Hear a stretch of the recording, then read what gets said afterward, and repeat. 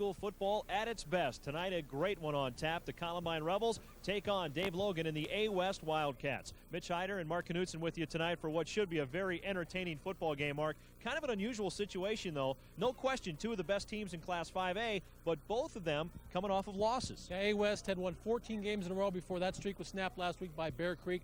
Dave said his players were down during the week, and how they rebound is going to be very key. Andy Lowry said they kind of got after each other during the week, and he expects his team to bounce back real well. You know, we look at the styles of play with these two football teams. I think it's fair to say A West kind of lives off that balanced attack. On the other side, these Rebels, they'll put it on the ground and pretty much keep it there. But you know what? Dave is going to start an extra defensive lineman tonight, going with a 5-3 defensive front, and he might counter Andy Lowry by throwing the ball a little bit more. Watch and see. We'll see what happens. We had a chance to talk to the two coaches just a moment ago. We'll start first with the Columbine Rebels and head coach Andy Lowry.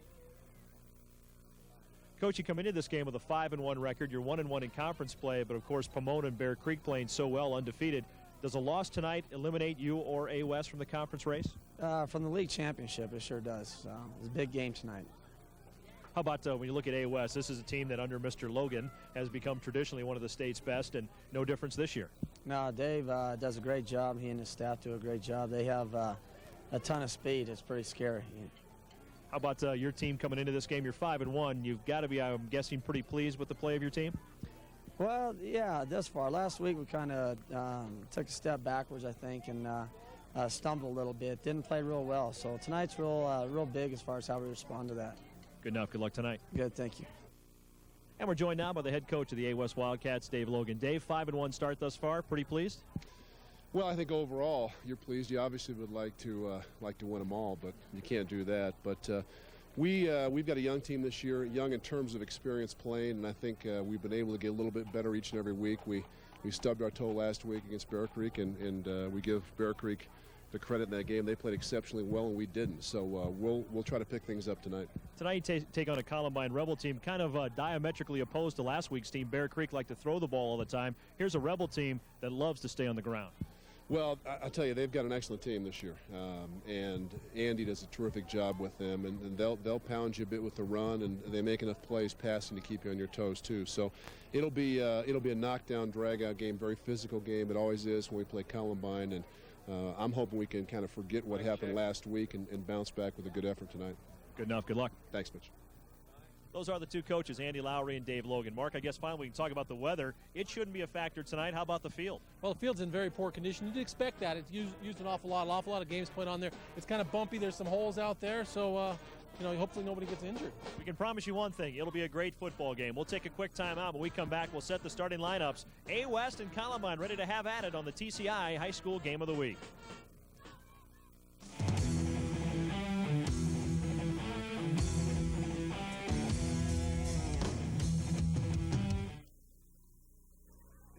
And welcome back to Jeffco Stadium. Mitch Hyder, Mark Knutson with you. The A West Wildcats won the toss and they deferred, and we can see why as they kick it into the end zone for the automatic touchback. Unable to keep it in play is Don Klein, one of the kick returners for the Rebels, and so the Rebels will take over 1st and 10 at their own 20-yard line. And Mark, this may be one of the more evenly matched games we see all year. It really is. You've got two teams both coming off, as we mentioned, their first loss of the year, and it's going to be tough.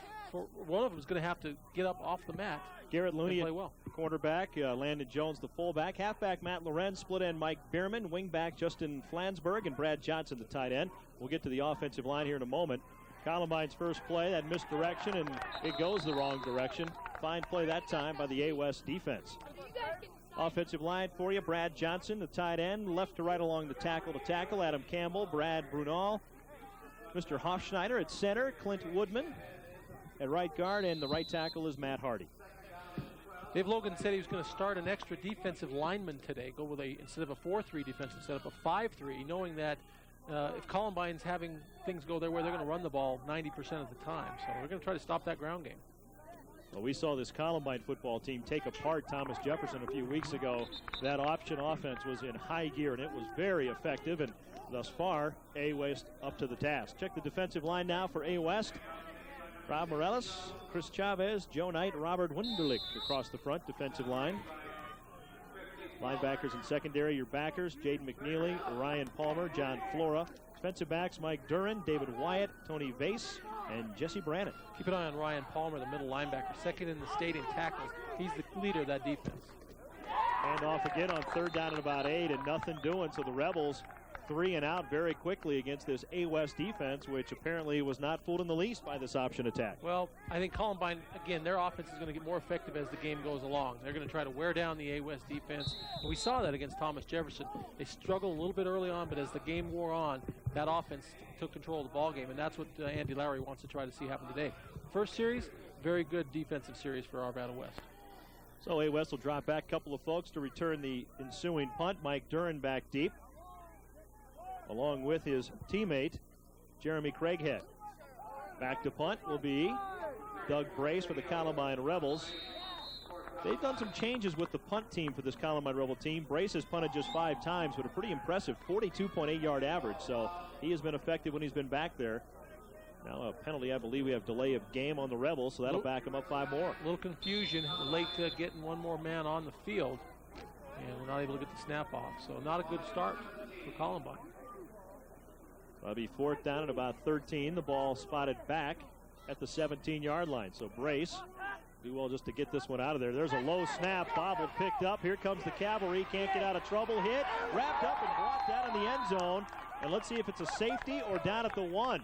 They will mark him at the 1, and that's really, Mark, a bad break for the Rebels. Well, it's not counted as a turnover, but it really is. The snap was low, but the punter probably should have been able to handle it. It got to him on a couple bounces, but good pressure by the Arvada West defense, and the first big break of the game goes A West's way. Now, if the punter was really thinking he would have just fallen into the end zone for the safety, would have cost him 2, but now 6 is knocking on the door. Backs and receivers, Derek Cavalieri, the quarterback, running back Mike Dern, and Jimmy Carrico, Brad Pyatt, Jeremy Craighead, your wide receivers. Offensive line, Joe Shepard, Kip Rule, Eric Fowler, Josh Jones, Eric Helgeson, and Jamie Seek across the front. 1st down and goal, first play from scrimmage. Waltzing into the end zone for the touchdown. Standing up is Mike Duran. And just like that, as Mark said, it's not a turnover, but it's a turnover. It really is. Again, getting the ball on the 1-yard line. Dave Logan couldn't have asked for a better way to start the ball game. Just give it to Mike Duran, the running back, the guy who carries the load for this team offensively. 553 yards now with that 1-yard run on the season, averaging almost 9.5 yards a carry. So he's the guy. He's going to get the football a lot more often than that, and probably have to do a little tougher drive next time they get the football. 1 play, 1 yard, 1 touchdown. Sure, most coaches would take that day in and day out, so the extra point pending right now. Now, if you're Andy Lowry, you tell your kids, hey, Marcus Houston ran the opening kickoff back against us a few weeks ago, when Thomas Jefferson came over to play him, and they bounced back well from that, so they can come from behind. Grant Palin on to attempt the extra point for Dave Logan's squad. Kick is up, kick splits the uprights, and we have a 7-0 score just like that. So A West takes advantage of the botched punt snap, and they jump on top 7-0 as Mike Duran finds the end zone. That, by the way, Mr. Knutson, is Duran's 14th touchdown of the year as he continues to pile up the stats. Yeah, he's been outstanding all season long for them. And remember, a year ago, A West had Steve Cutlip, and they threw the ball a lot, just fired up many times. This year, they're looking for a 50-50 balance. Of course, didn't have to have much balance on this play. Hunter can't handle the snap. Good pressure, and you're right. He probably would have been better off just taking a knee in the end zone, because he ended up getting hit pretty good. Yep. And forward progress at the 1-yard line. Instead of 2 points, he gave up 7. Oh, I'm sure complete calm and presence of mind leave you when you look up and see 2 big purple shirts bearing down on, and you know you didn't get the punt away. That's right. It was not a very good snap. We will certainly give them that. So 9:42 to play first quarter, and the Wildcats of A West have jumped on top. They will kick off for the second time in 2 minutes and 18 seconds. This one is away, and we've got an offside violation, I believe, on A West. Well, that kick cleared the end zone. Wow. So a 5-yard penalty may not affect this kickoff whatsoever. We'll see. That is an incredibly advantageous weapon, I think, for any football team, Mark. But when you talk about that kind of leg in high school, you're way ahead of the game. Well, you have so many talented returners who all they want to do is get the ball in the open field, and a kickoff is a perfect opportunity to do that. And when you can make them have to go 80 yards against a good defense every time. And, Arvada West was torched a little bit last week defensively, but we know they're capable of much better performance, and we're probably going to see one of those tonight. Eric Helgeson to do the kickoff duties again. But this is, we'll get a little bit deeper into this. The special teams play for Arvada West, especially punt returning, is nothing short of unbelievable. They've got a couple of punt returners that have totaled 4 punt returns for touchdowns through 6 weeks of play. That is unbelievable. You don't see 1 or 2 a year normally. One of the gentlemen we're talking about, we'll get into it later, like I said, but one guy's got 3 punt returns for 3 touchdowns on the year. Helgeson to boot the football away. This one almost sails out of the end zone anyway. Helgeson's an offensive lineman by trade. Got a pretty good leg on him for an offensive lineman. No question. Nice job right there. Again, now that's pro distance, kicking off from the 35. That's like they do in the pros, and he put that one well deep into the end zone. You know, the great part about being Helgeson, too, you know, he's big enough to play offensive line, maybe at the next level. I guess time will tell. 6'3", 230. Certainly got the frame to accommodate more weight, sure. But coaches start looking at that film and they'll say, hey, who's that guy kicking off? And he may have, find himself a job that way. So here's that Columbine. I call it the shell game, the misdirection, the option, a little bit of everything. But so far, the only option has been for A. West to stuff it for no gain. They have done very well now. 4 plays against this multifaceted attack and basically minus 2 or 3 yards total. Well, last week, Columbine got behind 21-0 to Pomona very quickly and had to put the ball up. I think they threw the ball 14 times last week, which is twice what Andy Lowry would like to do. But if things continue to go like this, we might see them have to revert to throwing. If we do, we might see the young sophomore Brian Didle in the ball game, give Garrett Looney a little rest. Looney pump fakes, rolls right, tries to find his tight end in the flat, and that one will come up incomplete. Pass intended out on the right side for Brad Johnson. Yeah, punting, again, if they have to punt from here, assuming they get it off from deep in their own territory, is not what Andy Lowry wants to be doing here. So we see Dave Logan on the sidelines, and who's that guy in the white jacket over there? This guy right here to Dave's right is Mr. Joe Williams. Not that means anything probably to most people, but he's kind of an air personality. Showing that the media maintains their objectivity at all times. Yeah, there he is. Wearing his purple hat and standing on the A-West side. Yeah, very nice. Looney, there's the fake, gets to the outside. One man to beat, and now it's a sprint down the far sideline. Will anybody catch it? He might go the distance. He will. Just like that, Garrett Looney takes it 80 yards untouched, and we're an extra point away from a tie game. He was the most valuable player of the game last time we did a Columbine game with Thomas Jefferson, and that's the reason why. Get stuffed 2 or 3 different times, not do much on offense until one play gives you an opportunity to bust it. And I thought he might be making a mistake taking it outside, as we'll get a chance to look at the replay in a minute, but he had one blocker out in front of him, had the decision to make which way to go, took it to the outside. That's just raw speed. Yes, it is. Nothing fancy about it, just raw speed. We watched him run this offense against Thomas Jefferson. That's a very good defensive team. And there were a couple of plays in that game where there were 11 TJ defenders right in the box trying to stuff the off-tackle play. Looney and another running back running untouched and unnoticed down the sideline. Well, that's what ball faking can do for you. And you can see, we'll get a chance to look at it right here. See Looney take the snap and fake it to Lorenz and Jones, the 2 guys behind him. And nobody knows who has the football. He just takes it back away from Jones right there and finds a little gap. Now, right here, he makes the move to the outside as opposed to cutting it back inside. That opens up that sideline for him. And he has one guy to beat, and he does. Mike Ritz with a nice job occupying that last possible defender, too. So just like that, we're, 3 minutes, 11 seconds into this one. It's a 7-7 game. Well, remember, A-West lost last week 44-41, even in a losing effort. And in a game Dave said his team just did not play very well. Still put up 41 points. So we know we've seen certainly not seen the last of the scoring today. Yeah, you can pretty much say that A-West got bombed in the first half a week ago against Bear Creek.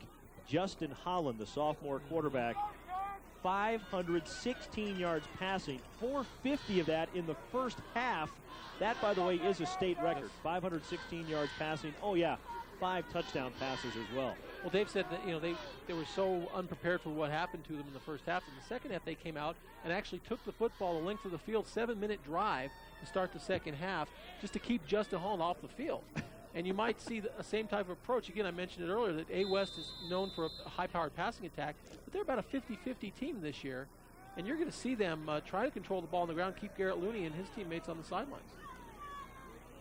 So A-West ready to receive the ensuing kickoff. Once again, a couple of folks back deep. Mike Duran. Looks like Jeremy Craighead back there as well. Duran and Craighead race with the kick. Going to come to Craighead, fielded at the 5. He slips and falls down, and he will be down right there thanks to the high school rule. And that might have been our first indicator this field is not what you would call rock solid. Well, and that was in one of the areas that looks okay. If you look at it, that's where it's still green over there, not the dirt in the middle of the field. So yeah, the footing's not going to be good. This is a field that gets played on an awful lot. Let's set that A-West offense for you now. Derek Cavalieri, the quarterback. Running backs Mike Dern and Jimmy Crayco. Wideouts Brad Pyatt, Jeremy Craighead. Didn't we just do this? Oh, kind of. For That's one, okay. this is what happens when you have a one-yard Well, it came drive. by so quickly. Joe Shepard, Kip Rule, Eric Fowler, Josh Jones, Eric Helgeson, James Seek. There's 6 offensive linemen in there. We should mention that Ryan Burhorn is the tight end in this offensive set. A-West tries the left side, gets it out to about the 10-yard line, a gain of 3 or 4 on the play. Defensively now for the Columbine Rebels, Chris Meyer, John Sealander, Dusty Hofschneider, and Steve Berg across the front. Linebackers in secondary, the 2 safeties, Garrett Looney. He's a good one, 4 interceptions this year. Landon Jones back there. Other DBs, Matt Oliver and Don Klein. Linebackers, Reisbeck, Losh, and Ed Self. We have introduced you to the particulars involved, and we are ready to go back to work. Second down at 8. Cavalieri back to throw, fires down on the left sideline, a little too tall for his intended receiver. That's Craighead again. One guy we probably won't see much of tonight is Brad Pyatt. The speedy receiver is having a spectacular 10 touchdowns on the season already, nursing a sprained ankle. And you see him coming on the field right now, lower part of your screen, limping noticeably as he was in warm-ups. Dave's going to try to get something out of him tonight, but just doesn't know how long he's going to be able to go on offense or defense. You know, maybe one of those situations where Terrell Davis gets a migraine headache in the Super Bowl, just his presence out there occupying 1 or 2 of those secondary guys defensively. Well, he's limping coming out in the flat. And he's not moving too quick. That's a simple down and in. That's all he is a distraction. That time they try the same play, and Craighead hit right on the numbers by Derek Cavalieri. That is a first down out to the 26-yard line. Cavalieri can throw it. We know that. He doesn't have the numbers his predecessor Steve Cutlip has just yet, but nice arm, nice touch on the ball. You see him get back in the pocket. Little slipping right there, but again, delivers the ball nicely. As you said, right on target with this one. Couldn't do it any better. Well, if your back foot slips out, you tend to throw high. Quad, lone set back. Twin receivers to the left, lone set to the right. Give right up the gut. Plenty of running room. Cuts it to the outside. We've got ourselves another foot race. Streaking down the far sideline goes Matt Sims. Sims finally run out of bounds at about the 18-yard line. That is a 67-yard jaunt. We might have a little extracurricular tacked on at the end. It looked like a flag might have dropped down there. Hard to tell from this angle, but thought I saw something drop. But watch Sims cut right through the middle of the defense. Remember, this is an outfit that ran for 250-plus yards a week ago in that loss to Bear Creek. This is a powerful ground game. Matt Sims not the main ball carrier, but look at him get loose right there. Cuts it back in. Using his blockers well, which is a sign of a heads-up running back. It's roughed up a little bit out of bounds. Let's see if they tack on something. Maybe not. Yep, here we go with tacking on the extra yardage for a late hit. And that will be half the distance to the goal line with the personal foul, and it is indeed a personal foul on the Rebels. So, you know, we're 4 minutes, 15 seconds into this one. Haven't seen many big plays yet, but we're kind of hoping. I'll tell you what.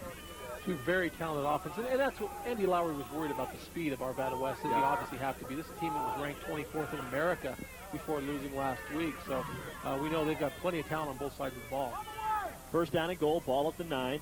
Cavalieri will set his squad again. Back to throw, looking to the right side, throws it out in the flat, and nearly picked off, and if it was, that would have been 95 yards the other way. Yeah, because that was Garrett Looney that got his hands on the football again, and we know he can go the distance. Just read it perfectly, made a nice play. That was well done. You talk about a quarterback, but he's also the defensive quarterback back there at that safety spot, and he recognized and diagnosed that play perfectly. I guess that's why you get 4 interceptions in 6 games. Yeah, absolutely. And we saw him, again, covering kicks 2 weeks or 3 weeks ago, whenever it was we were here, and he's just a very talented young man. Second down and goal, ball still at the 9. This time out of the I formation. That's Craighead in motion, coming wide to the far side. Cavalieri, give right up the gut. The running back has found some more running room inside the 5. That's Mike Duran, and Duran looked like he had a big hole there. It closed quickly. But there's some more of that speed right there. As you said, it looked like it was a big hole, partially because he just runs so quickly. Quick first step, and that's, of course, a very important key for a running back. Hit that hole quickly, but give Columbine credit for closing it up just as quickly. Columbine now needs to hold them out of the end zone if they want an opportunity here. Just from a moral victory standpoint. But Duran came into this game with 13 touchdowns. He's got one already. So in less than 7 games, 14 touchdowns, 2 a game for the fine junior running back. Third down and goal, ball at about the 4. Cavalieri got somebody to jump into the neutral zone. No flag. That's Duran again, and Duran knocked down right at about the half-yard line, and this will be an interesting call for Dave Logan. Well, Duran, a speedy back, doesn't break a lot of tackles. Got through the first one right there, but I think you got to go for this, don't you, Mark? Oh, yeah, absolutely. Because if you don't make it, it's still so early in the ball game with 6:37 to play in the first quarter. That leaves Columbine first and 99.5, and that's the way you want to put this option attack in, that kind of position. Has made one mistake. They've played, 6 or 7 plays perfectly and just made one mistake. Duran, second man through, trying to find a seam, and he finds it in for 6 more. So with 6:18 to play in the first quarter, it's our 3rd touchdown of the game, and Duran second. And a nice lead block from the fullback, just a straight-ahead power play. A chance to look at it again, maybe right here. Nothing tricky about it, although maybe something tricky about the extra point here, huh? Grant Allen will attempt the extra point, we think, once the fire drill ceases. What is the purpose of that? I'm not sure, but I guess if we say that, but if you don't play that straight up, then if the defense tries to get kind of smart and say we're not going to go for that, if you don't go for it, it's a gimme 2-point conversion with a quick out. Yeah, must be. Where we see the straight-ahead dive play right here, Cavalieri. Second man through is Duran, and he just bowls in. Again, the offensive line surge was outstanding. You saw he didn't make contact with anybody until he was already into the end zone. So that's just faith in your offensive line. It's not overly big offensive line. 3 of the guys are Josh Jones, 235. Helgeson, 230. Seek is 260. Then you go 200 and 185. So there are a couple of, relatively speaking, small folks on that offensive line, but you're right. They moved the stack that time. So 5 minutes, 42 seconds gone in this game.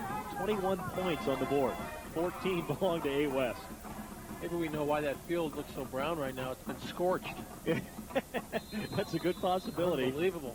Well, here's the big offensive lineman, 6'3", 230. The senior Helgeson to kick off. Old-fashioned, straight-on approach. This one will be returnable. Fielded. On the way back is Columbine. 10 out to about the 15. Well, the wedge was set up about 10 yards ahead of the return man, but he never got there. That was Matt Lorenz.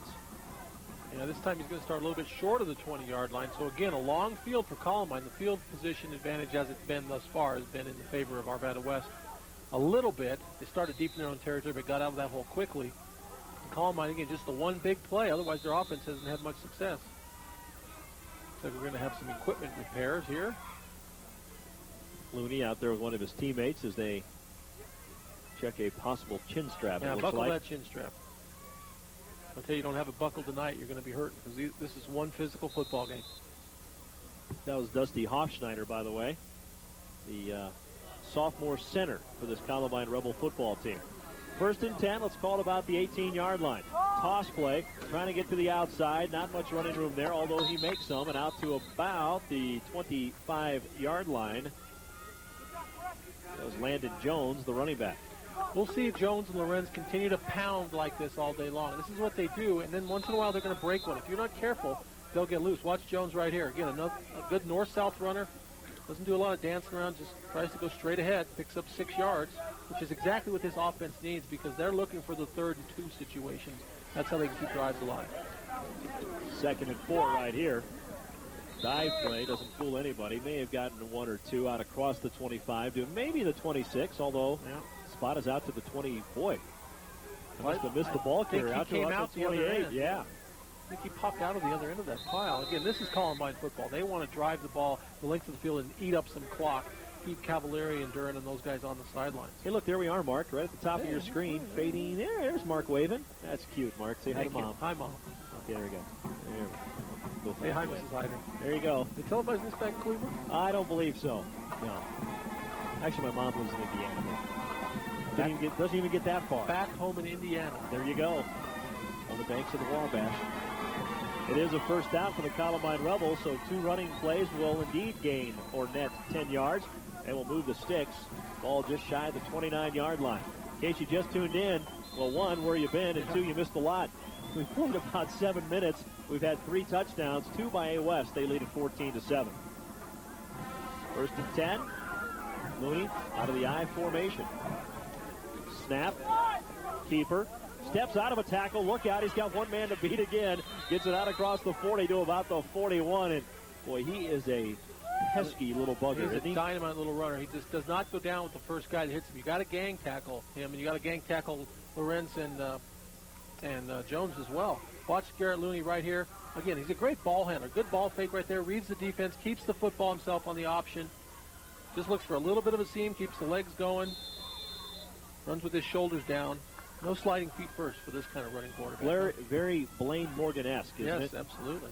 Looney, I'm not sure if he wanted to give it up or not. He tried to take it back out, and the runner grabbed it, and he had to let go of it. And fortunately, no turnover for the Columbine Rebels as they'll lose 1 or 2 on that play. Remember, we mentioned Dave Logan's going to go with what he calls a Buckeye defense tonight. That's 5-man defensive front rather than the 3-man defensive front. There's Joe Williams. Oh, boy. A face for radio, huh? Oh, you got that right. I wonder if he got that purple Cats hat when he went up to Boulder for the Kansas State game. Probably not. You think he's a big K-State fan? I kind of doubt it. I think it's a possibility. He's maintaining his neutrality tonight, isn't he? Well, he wore a white coat. That's as close as he got to neutral. Looney, keeper, rolls right, nowhere to go. Again, he loses the first tackler and gets positive yardage out to about the 45. We mentioned it going with the Buckeye defense, Dave Logan's team tonight. But what that does is that removes the safety from the mix. Mm-hmm. So now you're playing with one safety, you're playing with the regular 3 linebackers and 2 cornerbacks. So if somebody does get through the line, like Looney, we saw Looney do that earlier, now there's less pursuit. And so we might see some big plays out of this Columbine defense if they can get past the line of scrimmage. 3rd down. This is about 5.5. This is a big call for the Rebels, trailing 14-7 first quarter. I think Looney got him to jump. Either that or, once again, that was Landon Jones in the Rebel backfield also moving. So I don't know whether he was just going in motion or not. We'll see. Rob Morales, the nose guard, he's the guy that's in there who wouldn't normally be in there. They're covering the nose. Yeah, and Jones jumped too. So they both did. Yeah, they're going to call this on the defense. And I'm sure both coaches could make an argument if the call went against them on that particular play. But Morales is the nose guard. The nose position is not normally covered in Arvada West's 4-3 defensive scheme. This time they're doing that. Morales just a little itchy, maybe trying to get to the quarterback, huh? A little itchy, huh? Just wants to get in there just a little early. It's been pretty dry around here lately. I can understand that. So the ball, be subjected to these puns against him. No, absolutely not. Just across midfield, Looney, that's just a straight quarterback keeper, and he pulls his way forward. It was 3rd down at about a foot, and that will move the chains as the Rebels pick up the first down. Just what Andy Lowry ordered. Well, one, he's keeping control of the football, and more importantly, I guess he keeps it out of the hands of this Wildcat offense, which has been known to put up a few points, about 38 a game. Not bad for a young team, as Dave Logan called it for tonight's game. Well, they're a junior dominated team, no question about it, if you look at their roster. So good things in store for them, too. Looney lets the fullback keep it this time, and pushing his way across. Doug Moore or Landon Jones? That was Jones again. They just keep coming at you, and they're just trying to wear down that defense. Dave doesn't have a lot of guys that go both ways, but if you do, you're getting beat up now while you're playing defense. Yeah, 2 good running backs behind Garrett Looney. Landon Jones, who's rushed for over 500. Matt Lorenz, who's at 482 coming into this game. So you have balance like that in your backfield. That's tough to figure. Looney on the keeper, trying to get around the corner. Picks up some yardage, then runs out of bounds at about the 36, maybe the 37-yard line. And again, he is right at the first down marker. Well, it's not as urgent, obviously, on a first down play or second down play, but as it would have been on a 3rd down play. But he could have just dove forward and made sure he got the first down. Tried to make a move to the outside and get a little extra yardage. He might be just a bit short, but no, they're going to give it to him. Good call, Mitch. They're just going to eyeball that chain over there. They didn't even measure. That was kind of surprising. That was pretty close, but they will spot it over there. And first down as the chains move. So 1st and 10, just inside the A West 37-yard line. For a team that's a quote-unquote ball control offense, they have some pretty lofty rushing averages. Jones averaging more than 6 yards a carry. Lorenz 7 yards a carry. Looney also over 7 yards a carry. So you're talking about a lot of talent in the backfield. You're talking about 16 TDs between those 3 men you just mentioned, too. Looney trying to get to the outside, eludes one tackler, steps inside another, turns it upfield, picks up 6, and boy, that's just all individual effort. Yeah, because that was a broken play. He went the wrong direction. Everybody else went to the left. And Garrett Looney ran the option to the right, went to hand off. The only guy to hand off to was wearing purple. Maybe they just want you to think it was a broken play. Well, I'll tell you what, again, like you said, individual effort right there, because he just tucked it down, didn't have much in the way of blocking in front of him. still picked up about 6 yards. Yeah, second down. We'll call it a short 5, long 4. Ball at about the 31.5-yard line. Oh, look at this. 3 running backs set behind Looney. First man through, the fullback gets it. Stack moves forward inside the 30 to about the 27. Jones ready to go down about 2 yards earlier, but it's the little spring in the legs, extra leg drive, and now he's close to a first down again. This is vintage Columbine football. And I don't think there's any question that the Rebels, if need be, are in 4-down territory again. Minute 48 to play, first quarter, 14-7, A West on top. They struck twice very quickly in the first 6 minutes of this quarter. Sandwiched in between was a Rebel touchdown run as well. Garrett Looney, an 80-yard jaunt on the keeper. Andy told us before the game that he thought they might throw it a little bit more, between 5 and 7 times. We've seen the 1 pass attempt today. But Garrett Looney will probably get spelled in this game. You mentioned Brian Tyler, the sophomore quarterback. Andy really likes him. He says he's a good leader, and he'll throw it around a little bit. Got a little better throwing arm than Looney does. So might look for that change of pace as well. Not right now why things are going so well. You're certainly not going to change while everything's going well, but might see that later on. As the Moss have begun to invade the broadcast booth, there's the keeper. I don't know. That's going to be close. Once again, on Stack. And, Looney's not the biggest guy around either. No. He does move the sticks again, so he's big enough. Looney listed at 6 foot 165. That might be favorable on his side with that weight. That's in pads, I believe. Yeah. That's in water. Minute 29 left, first quarter. Nick Moore splits wide to the near side. You can see the leg of him on the side of your screen. Looney, keeper again. Oh, what a pretty move. Steps inside a tackler, inside the 20 to about the 19. Well, it's not true option because he's not running down there with the idea of dishing the ball off. He gets around that corner, and it's my football. I'm running. And we won't get a chance to look at it again right here. You see fake to Jones, takes it back from him. Now there's no option involved. He's not even looking at the trailing running back. He says, just get those linemen out in front of me, and I'll get as much as I can get. Tough little bugger. Now, when he does pitch that ball, that running back may have all kinds of room to run. Well, you're going to have to play the quarterback, no question. Fumble, football down on the carpet, right around the 15-yard line. A couple of Rebels signaling the man was down by contact, and the official will concur. So, seeing where they spot that football, that looks to be another first down for the Rebels, and boy, that's a double big break there. Well, we've already seen the one turnover. It wasn't called a turnover, but the fumbled snap from the punter that led to Arvada West's first touchdown. Inside 30 seconds to play in the quarter. Indeed, it was a first down, so ball now 1st and 10 at the A West 15-yard line. That's a great shot right here. The future of Arvada West football. You see a lot of fans here, everybody wearing their Wildcat stuff, and that's how you build a great football program. Question. You get this kind of following from young kids who dream about growing up to play for Arvada West. Should be the final play of the quarter. Looney keeps it, got some room, tucks it inside. Look at that. That is just such a pretty run. He just picks his way through traffic for 6 more. So Doug Looney and Mike Duran have matched touchdowns, 2 apiece in the first quarter. We're an extra point away from a tie game again. We'll get a chance to look at this one again, but it looked like everybody else stopped. Thought the play was over. The only guy that kept going was Garrett Looney. If we get a chance to look at it again, watch the defensive players just kind of... He just makes you miss. Yeah, he does. He makes you miss, and he, when you think you might have him down or one guy's got a hold of him, you've got to pile on him because he just doesn't go down when the first guy grabs him. I think he's got any aspirations to join the Air Force. We got a flag down. The extra point was good, but we'll see what the flag's about in the trenches. You know what, though? Before he joins the Air Force, he's got a senior year to play next year. Well, that's true, and he has a chance to bulk up a little bit. He really does. Let's get a chance to look at it right here. We're going to check the flag first. Personal foul against A West. Now, that'll move it half the distance if they choose to pick it up and go for 2. And that may be what they're contemplating here. Maybe are they able to take they're going to decline it, I think. Let's put it this way. They're leaving. That's my first indicator. Personal foul. They may assess this one on the kickoff. That's a good point. They probably will carry that over. That's a big one. So, extra point is good. We are tied 14-14 as the Rebels get even right here. And again, Mike Duran with 2 touchdowns in the first quarter for A West.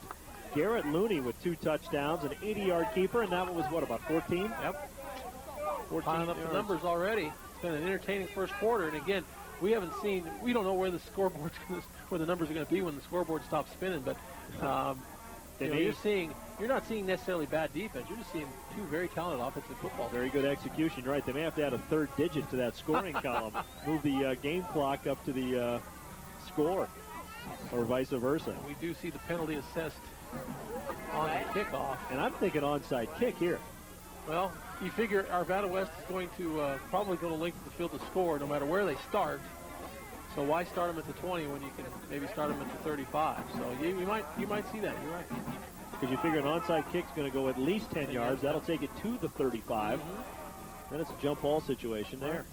2 seconds left in the quarter, so I imagine the kickoff will probably be the final play of the quarter. Here we go. Yeah, here's an onside kick. And I've seen that play executed a couple of times now this year, once to perfection and once not like that. That's an escort, isn't it? That is awesome, though. You really got to like that. That's something you're not going to see in college and professional football. Maybe now we know why they set up like that on a normal kickoff. They run up and then they spread out and kick the football. A West not fooled. They've seen it on tape a few times. Aurora Central does the exact same thing. The penalty was probably the ball touched before it went 10 yards. So they'll decline it. A West will take the football at the 38-yard line. I've seen that play run twice now. Aurora Central ran it to perfection. 11 guys just escorting the football down the field so the offense can't get to it. And once it goes 10 yards, it's a free ball. And the other thing that I've seen happen on that play is the offense, the return team gets in their mind, they're going to dive into that pile and submarine the play and get the football. Sure enough, they touch it, they tip it, they kick it, they do something, and it usually goes the other way. Yep. It looked like the Trojan horse, didn't it? It did. A little Monty Python there. Yeah. Guy behind him with two coconuts just running by. First and 10, 1 second left in the quarter. There's the give, there's the handoff, there's another big run into the secondary across midfield, and a fine run by Jimmy Craco, and that will end the first quarter of play as he picks up 13. Jimmy Craco, the fullback, doesn't get the football all that often. He's usually the lead blocker, but that time they do the fake pitch and give it to the fullback, perfectly executed. That's a difficult play to do just right. If the timing's not there, get a chance to look at it right here. We see the fakes the pitch and ends up handing it right to the fullback. And he just makes some yards on his own. A little open field there, breaks one tackle. Takes two guys to get him down. Again, this Arvada West team, a good ground attack. I get a lot of credit for having a great high-powered passing game. They can run it. I'll tell you what's coming up next here on your TCI Channel 27. Bear Creek Bears take on the Chatfield Chargers. Another one of those backyard rivalries. These schools about 7-8 miles apart as the crow flies. You can catch it on Tuesday, October the 27th, and Friday, October the 30th. Both showings at 8 o'clock. Bear Creek and Chatfield, the high school football season begins to reach its zenith. I'll tell you what, a chance to look at Justin Holland, the baby-faced assassin, quarterback for Bear Creek. Just a sophomore. He's got the state record for most yards passing in the game. He doesn't have his learner's permit yet. Yes, that was the article in today's Denver Post, was it not? Not old enough to drive, but he's certainly old enough to drive that offense. He really something to watch. Ball at the 49-yard line, and in all fairness, we saw him play Cherry Creek earlier this year, and Cherry Creek did a sensational job against that offense. He had his moments, but here's a Bear Creek team that on a big night will run the football 5 or 6 times. Yeah. Every other play is a pass. Well, Tom Cannell, a product of the Western Athletic Conference. This is Dern on the toss play, trying to get back to the line of scrimmage. He does, and then dives for the sideline and comes up with about 4+ yards. Not bad. I don't think A West is going to make a living with the option. Cavalieri doesn't look real comfortable running the option, but we'll watch him right here. He takes the snap and just, how quickly can I get rid of this ball? But that's the right guy to get it to. Watch him a little hesitation step, and then he's dead. He's lost 5 yards, and all of a sudden just speed gets him back to the line of scrimmage and into some plus territory. Not a bad job of running by Duran. But, you know, again, Mark, they won't live off the option, but the fact they ran the option prohibits, in this case, Columbine from stacking everybody between the tackles. Got to play them straight up honest. Second down, let's call it about 7. Cavalieri sets his squad. Back to throw. Looking downfield. Here comes the rush. Gets the football away. It's caught out in the flat. Headed down the sideline. Pushed out of bounds at about the 27-yard line. That is Brad Pyatt.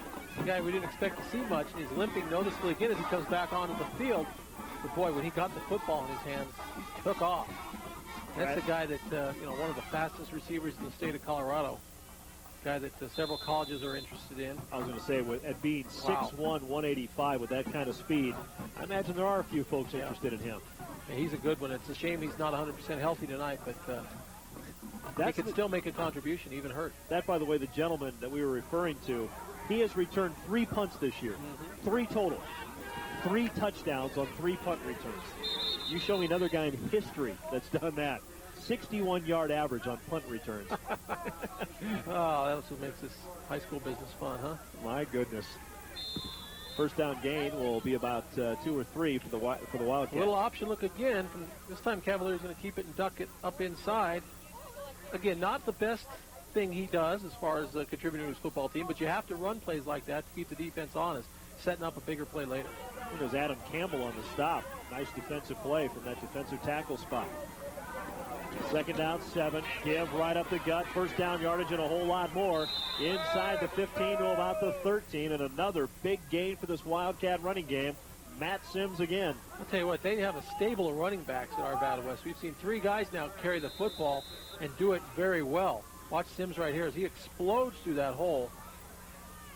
Good running with your head up, too. He's not running with his head down just ready to take a hit. He's looking for more yardage, looking for a bigger hole. That's a nice job. Not a bad instinct. Not a bad average for Mr. Sims tonight, too. 2 carries, I believe that's 80 yards. Whoa. That's 40 yards of pop from scrimmage. That'll get you more playing time. And credit that offensive line as well. One of those juniors Dave talks about.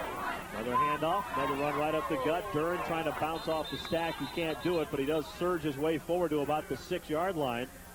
Columbine says it has the football, but I think the play was whistled dead before the ball came out. Yeah, he came. Certainly, we'll get a chance to look at it again right here. He hit the stack and he was rolling over, ready to hit the ground. The play had been whistled dead. But look at him, little guy gets through that hole pretty good. Take the ball away from him after he's down. Always got to go for the ball. Good defenses are ball hawkers, right? Good decision by the official as well. 9:32 and counting, second quarter. It is a 14-14 game. It is a second down and 4 situation. And we have a timeout on the field. I believe this one called by Arvada West. Yeah, Dave's going to go out and have a little chat with his boys, his offense. There's Mr. Logan. It's not a bad gig for a high school kid if you can, turn to advice to a guy like Dave Logan. That's certainly a big plus for this program. Guy that's played at the collegiate level and the pro level. If you want to purchase a copy of today's game, there's the information you need in this era of 10-digit dialing, which we love so much. 303-465-2364. If you get an answering machine, leave your name, leave your number. They'll call you back. They'll send you out a professionally produced copy if the price is right. Send that check. Absolutely. Because we get the answering machine there, and they never call us back. Would you? Madonna's working in that. If you were them, would you call you back? Oh, probably not. It's a good point, yeah. Now look at things from the other side. Yeah. Well, always walk a mile in the other guy's shoes. He's asking for that padded seat again. Did someone forget Mitch's donut again? Yeah, what the heck? We're not going to have donuts before the game. I'm not coming anymore. Exactly 9:30 to play, second quarter. Second down, 4. West on the move at the 7-yard line. Toss play. Duran trying to find a seam. Oh, hit and brought down in the backfield. Great defense that time by the Columbine Rebels. Johnny on the spot was Don Klein. Well, Columbine certainly knows how to defend the option. That's something they see in practice an awful lot. And they were there last time they ran the option that direction. It just Duran got some yards on his own. This time, defensive players are right where they're supposed to be. Very well played. Fought off the block. Very nice play. Don Klein. Don Klein, Super stuff there. Well, Mr. Sims is back in the game. Matt Sims. He had a 67-yard burst earlier. Had another double-figure run moments ago. He'll be the lone setback, about 7 yards deep. Third and goal. Ball just at the 10-yard line. Trips to the left. Cavalieri back to throw. Fires the football. Oh, in and out of the hands of his intended target, Jeremy Craighead. Not so sure Garrett Looney didn't get his hand in there and loosen that football a little bit because he was right on top of somebody right there. That's an interesting formation from Dave Logan. He sent Duran out wide, as you said, as far as the trips receivers out here to the left. Had the man open, but again, you got to give Looney a credit. I think he got his hand in there and loosened that football. Now we'll see a field goal try. You put 3 receivers on one side, you might just accidentally get a pick play that you didn't really plan on by design. Of course not. No, never do that. Field goal attempt is up. It is plenty long enough, and it is right through the heart. So tack on 3 for Grant Powlin. The junior kicker splits the uprights to put A-West back on top. Now, points are going to be at a premium in this one, of course. You don't want to waste any scoring opportunities. And they'll take the field goal. Not happy to settle for it, I'm sure, but they'll take it. And now we'll get a chance to look at that Columbine offense once again. At least that time, A. West able to drive the football for a while and keep their defense rested. As I mentioned, not a lot of two-platoon players for Arvada West, so those guys were able to sit back and rest a little bit. This could be one of those games, whoever's got it last, so you want to limit those number of possessions. That's the reason they tried the onside kick, I'm sure. Yes, indeed. 8:35 to play, first half. It has been a high-scoring affair. 17-14, Arvada West. That is their sideline through which you are looking. And that is not technical difficulty. That is not a line in your screen. That is a big, giant speaker stand right in the heart of the center midfield spot. Not the best design in the whole world. We're not engineers. We're not going to criticize. No. But, they probably didn't figure TCI'd be hanging out doing games either when they built this place. Another booming kickoff. And Columbine will be forced to take over. 1st and 10 after the touchback at their own 20-yard line. I'm going to go out on a limb and say we have not seen our last onside kick tonight. Well, I hope we see another one of those. I like that. You like that? I think we should just name that the Trojan Horse. That was like a rugby scrum. Exactly. Exactly. I want to see another one of those. I've seen that twice in 2 weeks now, doing a couple of games around town. Well, you were the one that told me to watch for that flip throw in the soccer game we did last year. Remember that? Yes. And you were right. The running somersault throw. Very entertaining. Everybody in the backfield. There's a give, trying to get to the right side. And stepping through a couple of tacklers, pushing his way out to the 25-yard line. Goes Matt Lorenz. You can almost switch jerseys, Lorenz and Jones. They're just two exactly alike running backs. Shoulders squared, legs driving. Big. Certainly don't expect to not get hit. They're ready for the hit, and they're trying to administer as much as they take. Wow. Pretty good hits defensively, just a step away from catching that corner again. And once you do against this defense, you have some open territory. 2nd down, long 5. Keeper. Looney just sees the big guys coming and ducks his head and takes the low road, picks up 2 or 3, and that'll bring up 3rd down and a big 2 yards coming up here for Columbine. And that's what they're looking for, 4 to 5 yards on 1st down and a lot of 3rd and 2 situations. That's where they excel.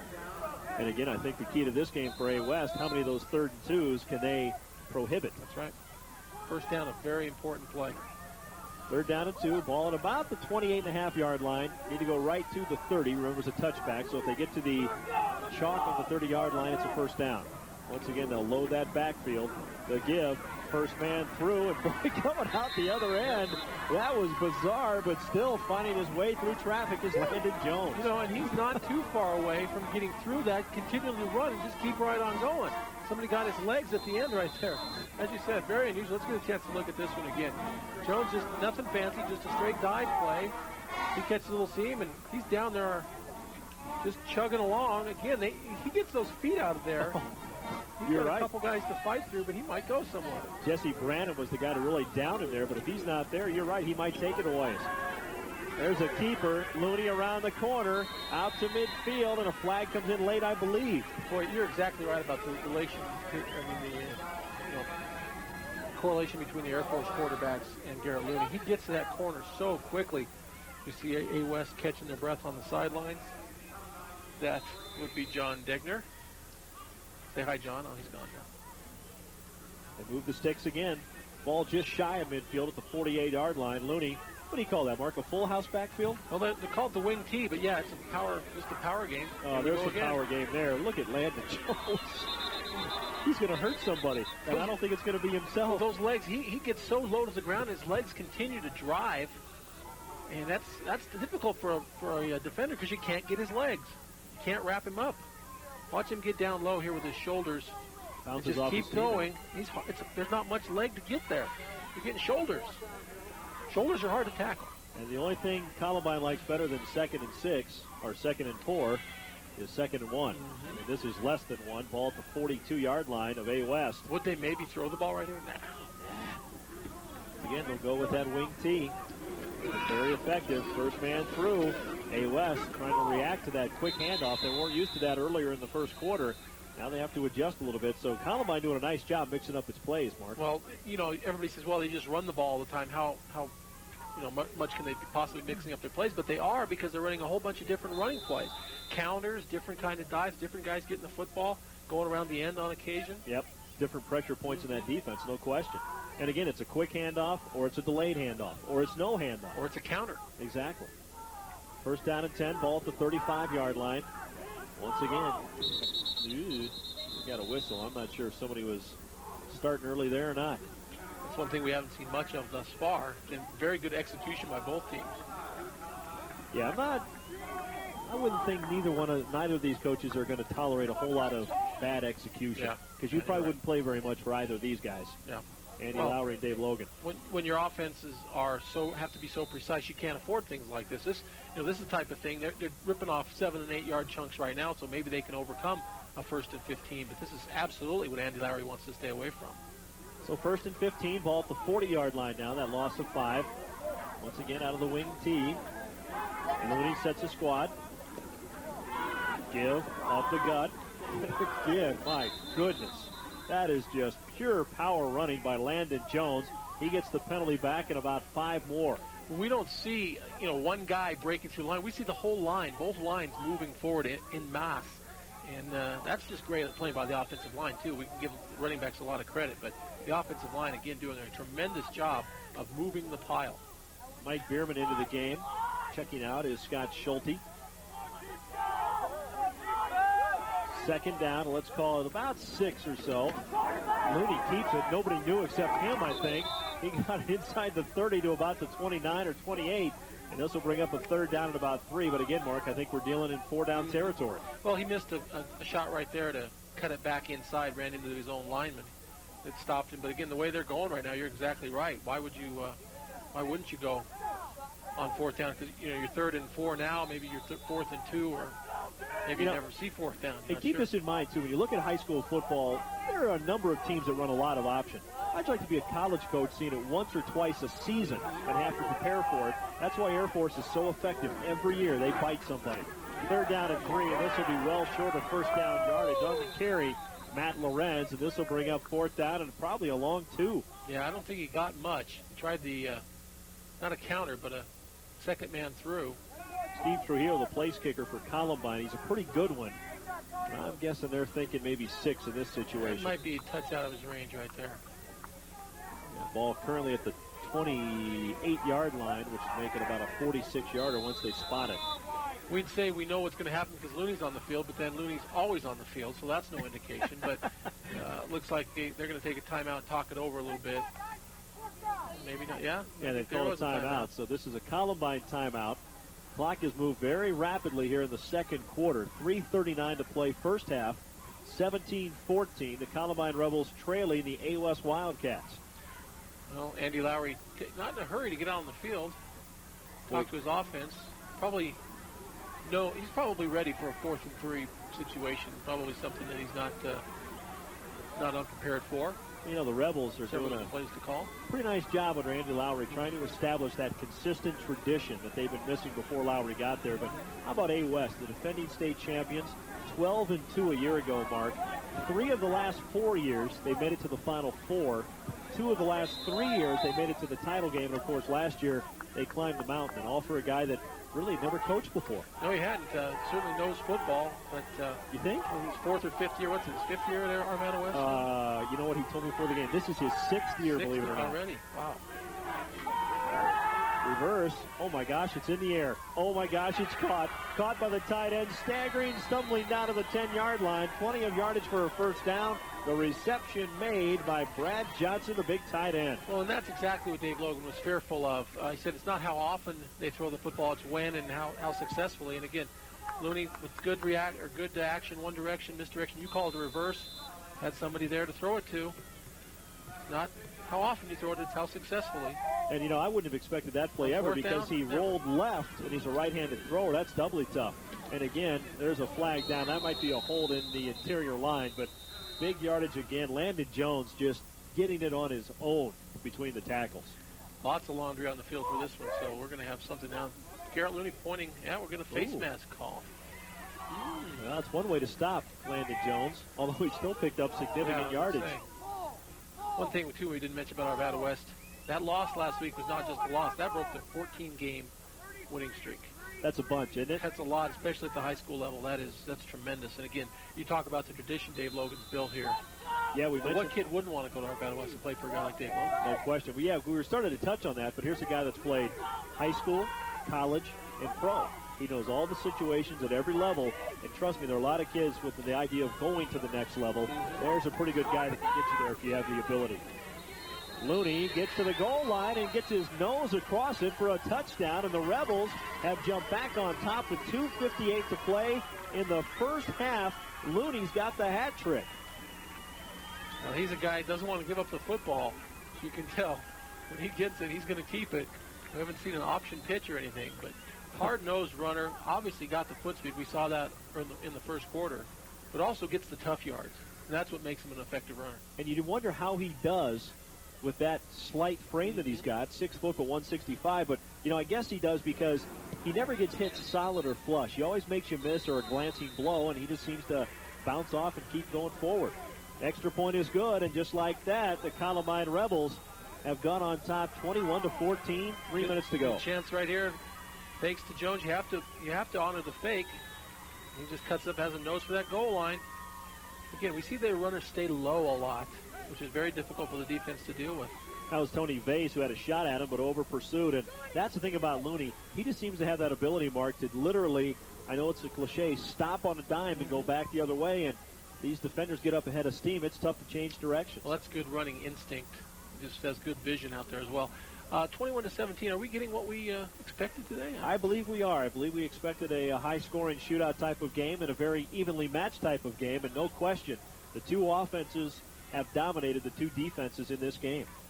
I believe we've yet to see a punt. We saw one attempted. That's right. But it didn't work out that well.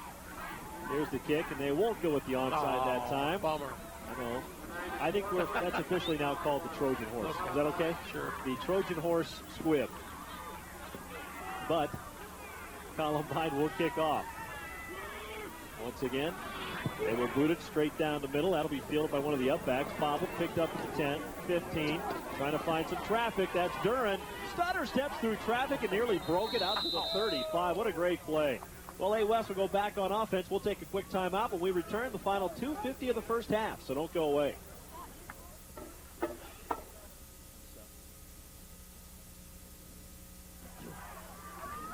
And welcome back. 2:50 to play first half. A. West trying to get the ball moving. That's Duran coming out of the backfield to receive the football. He'll pick up about one and be hit and brought down immediately. 21-17. Columbine on top of A. West here as we approach the intermission. We haven't seen the ball in the air a lot so far, but Cavalier's got a great arm. If you just watch him throw, he put that one right where it had to be in traffic. Didn't gain a lot, but a lot of zip on that ball. You can be a pretty darn good quarterback starting your one and only year as a senior if you're behind a guy like Steve Cutler, right, which Cavalieri was. Second down and 8. One setback, split receivers. Cavalieri, there's that in route again, a little post pattern by Duran, and he overshoots him. Well, Duran, we know, certainly has the foot speed to be a receiver as well as coming out of the backfield. Needed to be a little taller. Yes, he did. Cavalieri, by the way, this year, coming into tonight, 60 of 99 for 796 yards through the air, 8 touchdowns and 4 interceptions, a 61% completion rate, and a 2-to-1 touchdown to interception ratio. That's the kind of quarterback I'm guessing Dave Logan likes. Absolutely. Fairly mistake-free. Absolutely. He's used to that from Cutler's couple of years there. That'll spoil a high school quarterback. Cavalieri going to air it out down the far sideline and overshoot everybody, including the sideline. There's his favorite target, Brad Pyatt, and he limps noticeably to a stop. Yeah, he was giving it all he had, but you saw him pull back when he saw the ball was overthrown, and he's obviously about 50% of what we normally see. 50% of Brad Pyatt's still pretty good. He's averaging 4 receptions a game and 133 yards a game. He has found the end zone 11 times coming into tonight. Think about that. Very talented young man. Coming into tonight, Duran and Pyatt had combined for 24 touchdowns. Now make it 26 as Duran's got 2 in this one. Punt time. There's another bad snap. It'll get it away, and that's a great job by Duran to field it and get it away. Everybody says get away if you're a Columbine Rebel. And the Rebels, boy, I wasn't sure what happened there, but diving out of the way of the football was Ed Self. He saw it coming at him and just dove out of the way. Well, it is a great job, as you mentioned, by Duran to not only field that snap, which was just a little high and outside, come down with it and then get the ball off and get a good kick away. Great job. Now, a minute 44 with which the Columbine Rebels can work. And normally when you think about a running attack, you figure, oh, they don't have much shot to go 60 yards in that short a time. This isn't your average running attack. A lot of misdirection. You never know what can happen. There's a toss play, trying to get to the outside, picking up about 5 yards before being brought down. Out on the wing, that is Justin Flansburgh with his first carry of the night. And he's been the third member of that backfield, but has not gotten the football until now. But we'll watch him just the old-fashioned power sweep right here. They're going to got a lead blocker, and some people going the other direction. Garrett Looney looking at the sideline, whipping his arm in a circular motion, saying, let's go, get the play in. Yep. So he's jumping on the coaching staff. Of course, he's well aware there's only a minute 13 to play in the half. We've got a whistle before that one really gets started. We'll see what it's about. Another thing to point out for Arvada West from the defensive standpoint, Duran's playing a little bit of cornerback now, but Pyatt is normally one of their better defensive backs. And, of course, limping as badly as he is, he's not only lost to his team on offense, but he can't play in the defensive backfield as he normally would. Yeah, so they've had to make some changes in that secondary. That's a hurting situation for A West. Yeah, Pyatt is out. Wyatt, David Wyatt, is in at that defensive back spot, the backup quarterback. So doing double duty. And, you know, Dave Logan mentioned before tonight's game that his team's pretty banged up right now, but fortunately he's got some able-bodied replacements. Inside a minute, 52 seconds, 2nd and 10. Looney trying to turn the corner. Can't elude that tackler. Gets hit pretty hard at the 45-yard line. Clock will continue to run, and let's see if Columbine wants to waste a timeout or spend one. And they will. The aforementioned David Wyatt in on that play. Good nose for the football. But again, you keep running plays like that. When you fake one and the safeties have to come up and support on run support like that, that opens up that big pass play. And we won't see Columbine throw it too often, but when they do, they're going to go for the home run. So the Rebels still sticking with that running game, and we'll see that the rest of the night. We see the option. Look, again, he's not going to pitch it, even though Flansburgh's ready for it. He's going to put his head down and go. A nice play by Wyatt to stop him because, boy, if Garrett Looney gets the corner, he could go a ways. And, of course, he wants to get out of bounds and stop the clock, so tackling him in bounds like that also helps your ball club. You really got to have a loyal group of running backs because they run that play a lot, and they know, maybe the defense doesn't every time, but they know 98% of the time they're never going to see that toss. But they've always got to be ready just in case, I guess. Well, yeah, that's absolutely true. And you also notice that if you look at the stats, Columbine doesn't have anybody up near the top of the state in any kind of categories. Because they share the ball so well. So 3rd down and 5, 40 seconds to play in the half. Looney rolling right, looking for some help. It's looking, fires it, just throws it away downfield. And that'll bring up 4th down, and that play took 8 seconds, so I guess we can hold our breath. I guess Rebel fans can, as they'll have to snap this ball to punt it away. Well, punting has been an adventure for both teams thus far, so we'll see if is Garrett Looney actually going to leave the playing field for a moment? You know, he'll probably go through withdrawal if he's off for more than a play, so I'm sure he'll be right back out there. Yeah, he's trotting off the field. Can't they utilize him more on special teams? I mean, gee whiz. Of course they do, I guess, returning the football, punt returns. So now, all Columbine really has to do is make sure the snap is successful and get the punt away. Half a minute to play here in the half. Look out, here comes the house.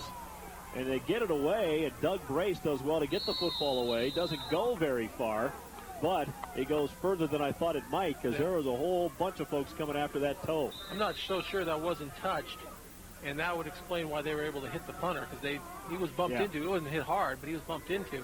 Of course, if you touch the punt, and the punter is fair game, and he can be sandwiched or whatever. You see the A West defense gathering on this sidelines here, getting a pat on the back. First time, actually the second time since the first series that they've been successful. 23 seconds to play in the half. 1st and 10 at the 35. Cavalieri looking to throw. He will never get that chance. Hit and brought down. A big sack by the Columbine Rebels, and playing around in the backfield is John Sealander, defensive lineman. That looks like to be the last play here, as you see. Fight through a couple blocks and get him low. That's where you got to get the ball carrier, get him low, and that will indeed be the last play of the first half. Very entertaining first half. I said that was Sealander. That's actually Dusty Hofschneider at the bottom of the stack. He got some help. Nonetheless, 24 minutes of football in the books. We have reached the intermission. The Columbine Rebels leading the Arvada West Wildcats 21-17. Back for the second half in a moment. And welcome back to Jeffco Stadium. Halftime activity is just about concluded, and both teams actually are on the field as they begin warm-ups for the second half. More than both teams. Both teams and a whole lot of help out there, but we can take a look at the first half stats and the first half highlights, and there's the big one. Doesn't count as a turnover, but really it was. The snap fumbled by the punter. This is very early in the ball game. Tackled at the 1-yard line, led to a 1-yard touchdown drive. That was Doug Brace trying to handle that low snap and really couldn't come up with it. But Columbine got it back. Garrett Looney right here. Watch him make the great decision right here to cut it outside, and it's see you later. Mike Duran tries to get him, but nobody's going to catch Garrett Looney. The fleet-footed quarterback, safety, punter, do-everything guy for Columbine is off to the races. And that really got Columbine back in this ballgame because they hadn't moved the ball at all offensively until that play. And that tied things up at 7-7 in the first quarter. That was an 80-yard jaunt by Mr. Looney. Speaking of jaunts, we see Mike Sims get the handoff right here. And he had, 2 carries in the first half and busted them both. 80 yards see total. Him go right here. This one had a little face mask action tacked on at the end of it. Again, Arvada West, a good ground team. They get a lot of praise for their aerial attacks, but they can run the football as well as anybody. And we see it right here, a little late hit. Garrett Looney involved again. And there are halftime statistics. First downs, just 5 for A West. A little surprising, but they had a number of big plays. Yeah, big plays. They put them up on the board quickly. Rushing yards, boy, look at that. Columbine, nearly a 2-to-1 ratio, 204 yards. And this is an A West Wildcat team that doesn't give up much running. They're allowing 118 yards a game on the ground. Coming into today, Columbine was averaging 315, so something had to give, and so far it's been A West defense that's given. It's been a vintage Columbine football. They've been able to control the football and drive it the length of the field. Look at those passing stats. Wow, 1 of 3 for 18 yards for the Rebels, 3 of 9, 30 yards for A West. If I'm Dave Logan, that's what I want to improve on in the second half. You're looking for a 50-50 mix. 104 yards rushing in the first half's not bad. Nope. And they're averaging around. They had 250 last week. They could run the ball a little better. But 30 yards passing has to be where they make up some difference. Again, hard to fault either offense. There's only been a couple of punts in the first half. If I'm Dave Logan, I want to move the football through the air just a little bit better in the second half. Well, Arvada West won the opening coin toss, opted to defer and receive in the second half, and they will right here. Oh, they didn't do it. They bluffed the Trojan Horse kickoff escort. So we got the biggest name in history of high school football. We'll expand that play call. Just about ready for the second half. Columbine begins with a 21-17 advantage. Fielded by the up back. Once again, pick his way through traffic and having none of it. That's Mike Duran on the return, and he just couldn't get started. Well, you mentioned that Arvada West Special Teams has had tremendous success returning kicks, Pyatt especially. He of course, nursing the sore ankle, not in the game, but Duran very, very dangerous on his own running back kicks. So they're trying a bunch of different things on the kickoffs, little squib kicks, trying to kick it, but Duran ends up being the up back, and he gets the football anyway, so you still have to cover that kickoff, and they did a good job that time. Derek Cavalieri, your quarterback. The running backs, Mike Duran and Jimmy Crayco. Your wide receivers, Pyatt and Craighead. Those the skill people for the A West Wildcats as they go on offense for the first time here in the second half. Give Duran. Hit, brought down after a gain of a couple, out to about the 34-yard line. He doesn't need much of a crack, but he does need something, and that time, good defense by Columbine. Again, they're going to want to tighten it up front. They gave up a few big plays of the run variety in the first half. You see a shot of Dave Logan right there on the sidelines. A chance to interview him before the game. Put him on the other side of the microphone, as it were.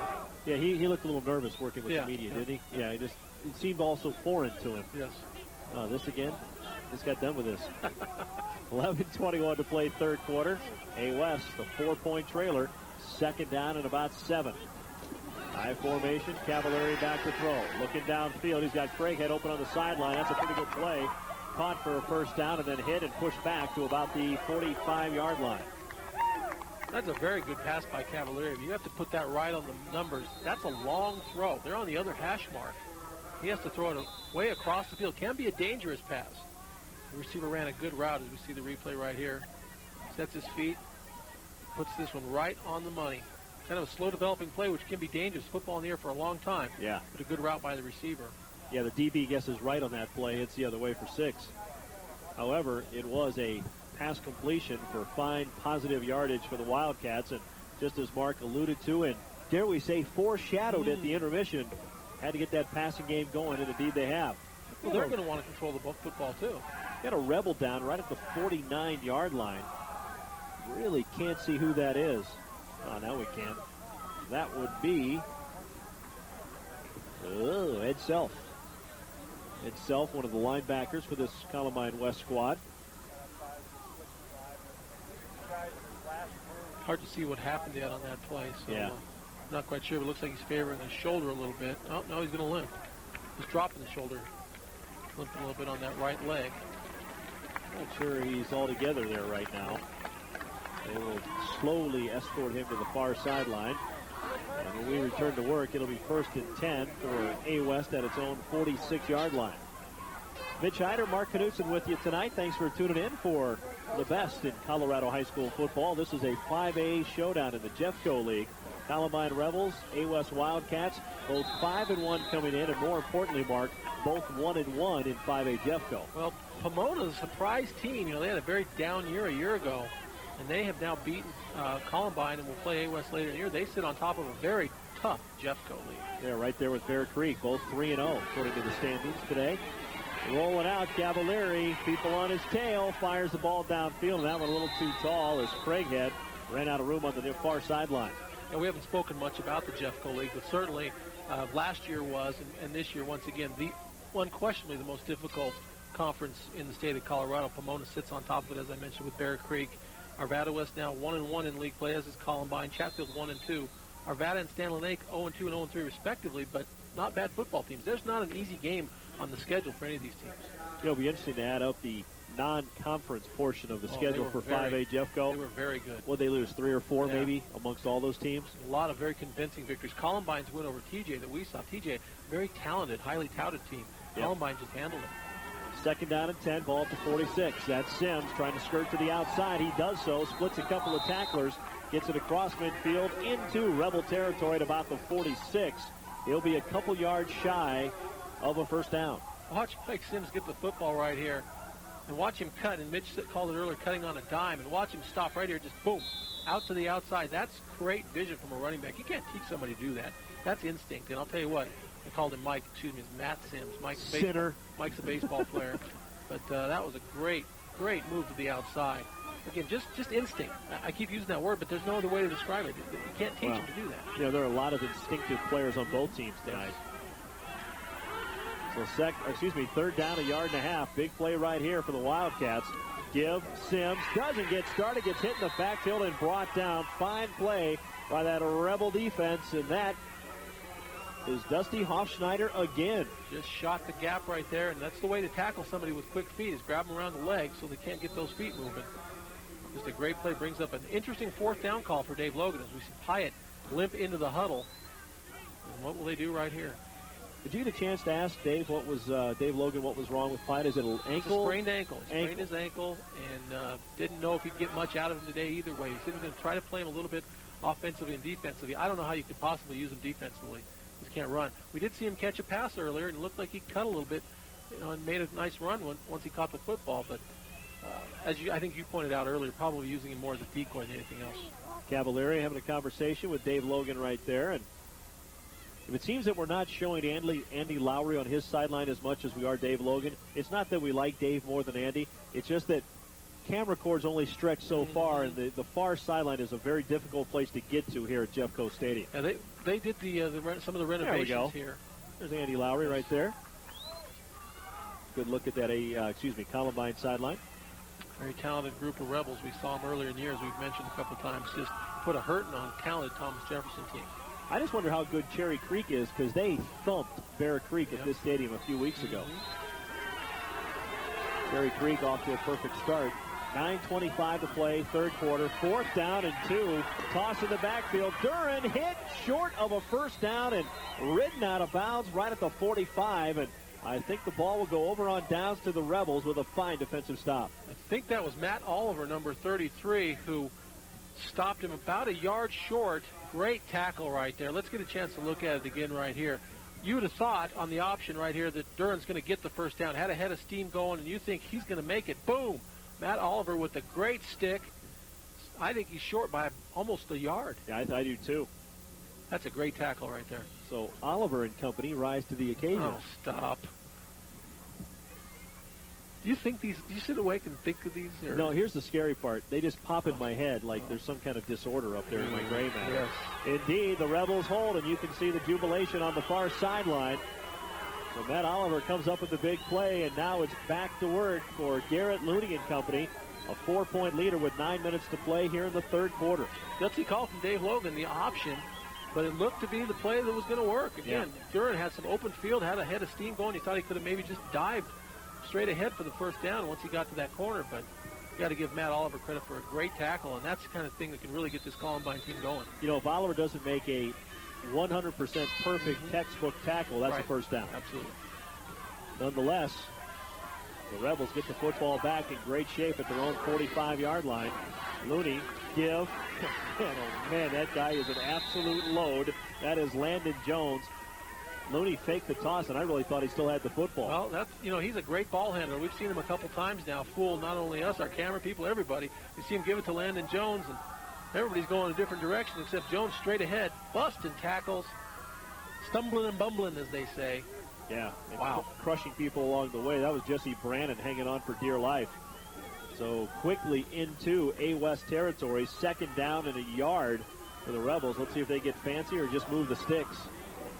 Second down 1. Uh-oh, Looney loses the football. It's on the floor, and I think the Wildcats have jumped on top of it. We'll let them unpile. It is Wildcat football. Well, we talked about the dangers of option football. It's ball handling. Again, Looney hands the ball to Jones, and both guys think they're going to keep the football at that point. And Looney, looks like we're getting a chance to look at it right here. Big number 99 with the recovery. And he tries to pull it back out, but the defense stuffed Jones, and he was still in the way. Ball pops loose. And that's the second big mistake for Columbine. First turnover, of course, we had the punt botched early in the ballgame. Really wasn't counted as a turnover, it really was. Yep. So, in essence, 2 turnovers tonight for Columbine. The first one cost them 6. Let's see what the second one does. Matt Sims galloping inside the 40, down to the 37-yard line. That's a 14-yard gain. Dave Logan's got a dilemma. He only has one football, and he has several guys that need it. And Matt Sims doesn't get the football often, but boy, he knows what to do with it when he does. Watch him with a full head of steam before he hits the line of scrimmage. And he's cutting and moving, head up, eyes looking both directions. He sees tacklers coming from the side. It's great instinctive running. He's going full speed ahead. Well, Duran, Sims, both juniors. Sims will get it again, and here comes a late flag, and we'll see what this one's about, but it's in that area where you normally see a hole. Yep. And don't forget Jimmy Krako, the fullback who we saw run the ball once for positive yardage. He's got about 300 yards on the year. Yeah. Not enough footballs to go around. Well, they're talking to the Rebels, which means the Wildcats are backing up, and they have already done so. And they will back them up 10. So that'll bring up point of infraction foul. So it's really about 1st and 18 instead of what you might surmise to be 1st and 20. Pyatt checks back in again, hobbling. Gutsy performance by that young man. He's not able to do a whole lot, but still bringing plays in and trying to contribute. Pyatt to the far side. Craighead to the near. Lone setback. Cavallari calling signals. Give. That's Duran. Duran skirts out of a couple of tackles and gets it inside the 40 to about the 39. About a 6 or 7 yard gain. Not a bad carry for Duran. No, he's very shifty once he gets the football. Watch him right here. Have to change gears right away. Good penetration. Somebody gets off their block right away, and he has to shoot a little shift right there. And he's going. You wouldn't expect a guy his size to do much between the tackles, but he really has been effective running inside. Second down, let's call it 13. Ball just about to the 39-yard line. This time to work out of the I formation. Take to Duran, back to throw Cavallari, down across the middle. He's got his man and tipped away. And here comes a flag, and this appears to be interference on Looney. Yeah, I think it looked like he might have had his hand on the receiver. That ball was thrown very well by Cavallari. The only guy that was going to be able to catch it was the receiver. Ryan Burhorn, the tight end. Yeah, Looney might have got a little contact just before it got there. It wasn't blatant or anything. Maybe we'll get a chance to look at it, but In high school football, that's still a big penalty. No 15-yarder like you're going to get in college. That's the point of the foul. Well, our officials will spot the football. I'm correcting myself. It is a 15-yard penalty in high school. The Columbine Rebels thought they were going to be under the shadow of their own goalpost already, but that's just a 15-yarder. So the rule cost them maybe 6 or 7 yards. Yeah. It certainly wouldn't have been a much more bigger penalty. Much more bigger? Much more bigger. That's really good grammar. That's Mitch. good Nice alliteration. going. There you go. You know, high school is where you learn grammar, and apparently, You maybe should have gone to class more often. yeah, I guess so. 7 minutes to play, third quarter. Rebels leading 21-17. Cats on the move. Uh-oh, that's a broken play, and boy, you can credit the defense for that one. Sims is going to go nowhere, and there's our buddy again. That is Mr. Hofschneider on a great stop. Dusty Hofschneider had a sack to end the first half, and now he's got 2 tackles for losses here in the second. Great play. Stephen Berg joined him in that fray as well. Great penetration by Hofschneider, and then Berg in there to clean up. He almost shot the gap. And look at Sims, so he doesn't want to go down. He doesn't want to go down. I don't care if there's 12 guys in here. I'm not going anywhere. How about Hofschneider reached right between the center and the guard and grabbed a hold of Cavalieri and just screwed up the entire timing on that play. Second down, 14, a loss of 4, and Sims is going to get ticketed for this one. He was moving in the backfield, and he knows it. Nothing will kill a drive quicker than penalties like this, and that's a couple on A West now this half that have been damaging. But again, with this kind of an offense, you can certainly overcome those penalties. Maybe 1 or 2 plays. So 2 plays has cost the Wildcats about 8 yards. However, it's only cost them 1 down. It remains second down. And officially, according to the scoreboard, 19 yards to go. 2 receivers to the near side. Cavalieri under rush, fires the football. That's one of those timing patterns, and there wasn't any timing there. We've got another Rebel down in the Arvada West backfield. Looks like John Losh is down favoring. I don't know. He's going to try to get up now. Junior linebacker. Well, he tried to get up and then signaled to the sideline. He wanted a little bit of help. We have another injured player down here near the goal line as well. And that is who you're looking at right now. Maybe that one's a cramp. Look, they're trying to rub the calf muscle of that Rebel player. But 2 Rebels down on this play. That's not what Andy Lowry's looking for at this point. He's trying to wear down the other team. Looks like Matt Oliver was the guy that was injured. He's up. He walked that off now down at the goal line. So they're still attending to the other injured player, John Losh, and helping him off the field now. And I'm not sure what's up with Matt Oliver's going to take a seat as well. He's heading to the sidelines as well. Yes, because of the stoppage of play, they'll both have to come out for a play. Right. So right now, 2 defensive starters out of the lineup on a big 3rd down and 19 play. Ball at the 33-yard line. A West trying to sustain this drive, trailing by 4, 21-17. Cavalieri fires the football out of the flat. It's caught right at about the 22-yard line. That is shy of a first down, but a significant gain on that 3rd down throw. Making the catch yet again for the A West Wildcats is Jeremy Craighead. Let's watch the replay right here. Watch Mike Duran get a good block. Gives Cavalieri an opportunity. Picks up the rushing lineman right there. That's Hofschneider again. Picks him up. Cavalieri puts that one right on the numbers. And again, 4th down. Looks like they're going to go for it now on 4th and 6 here. Big play here as A West, again, as we mentioned, trailing by 4. We're about midway through the 3rd quarter. Still plenty of time left in this one. Cavalieri fires. Out of the flat, and Craighead complaining that he was grabbed before the pass got there. But, boy, that was a ball that could have easily have been caught. Yeah, he was pointing at Matt Oliver, who was back in the ball game. But, again, he had made separation from the defensive back and probably should have caught that one. That's one he knows he should have had. He'll get a chance to look at it one more time. Cavalieri scanning the field. Not too many open receivers. Good job by the defense. He puts this one right where it has to be. Oliver had actually lost his footing. Yeah. And he's holding his head. Oh, I didn't do anything. Cavalieri referees agree.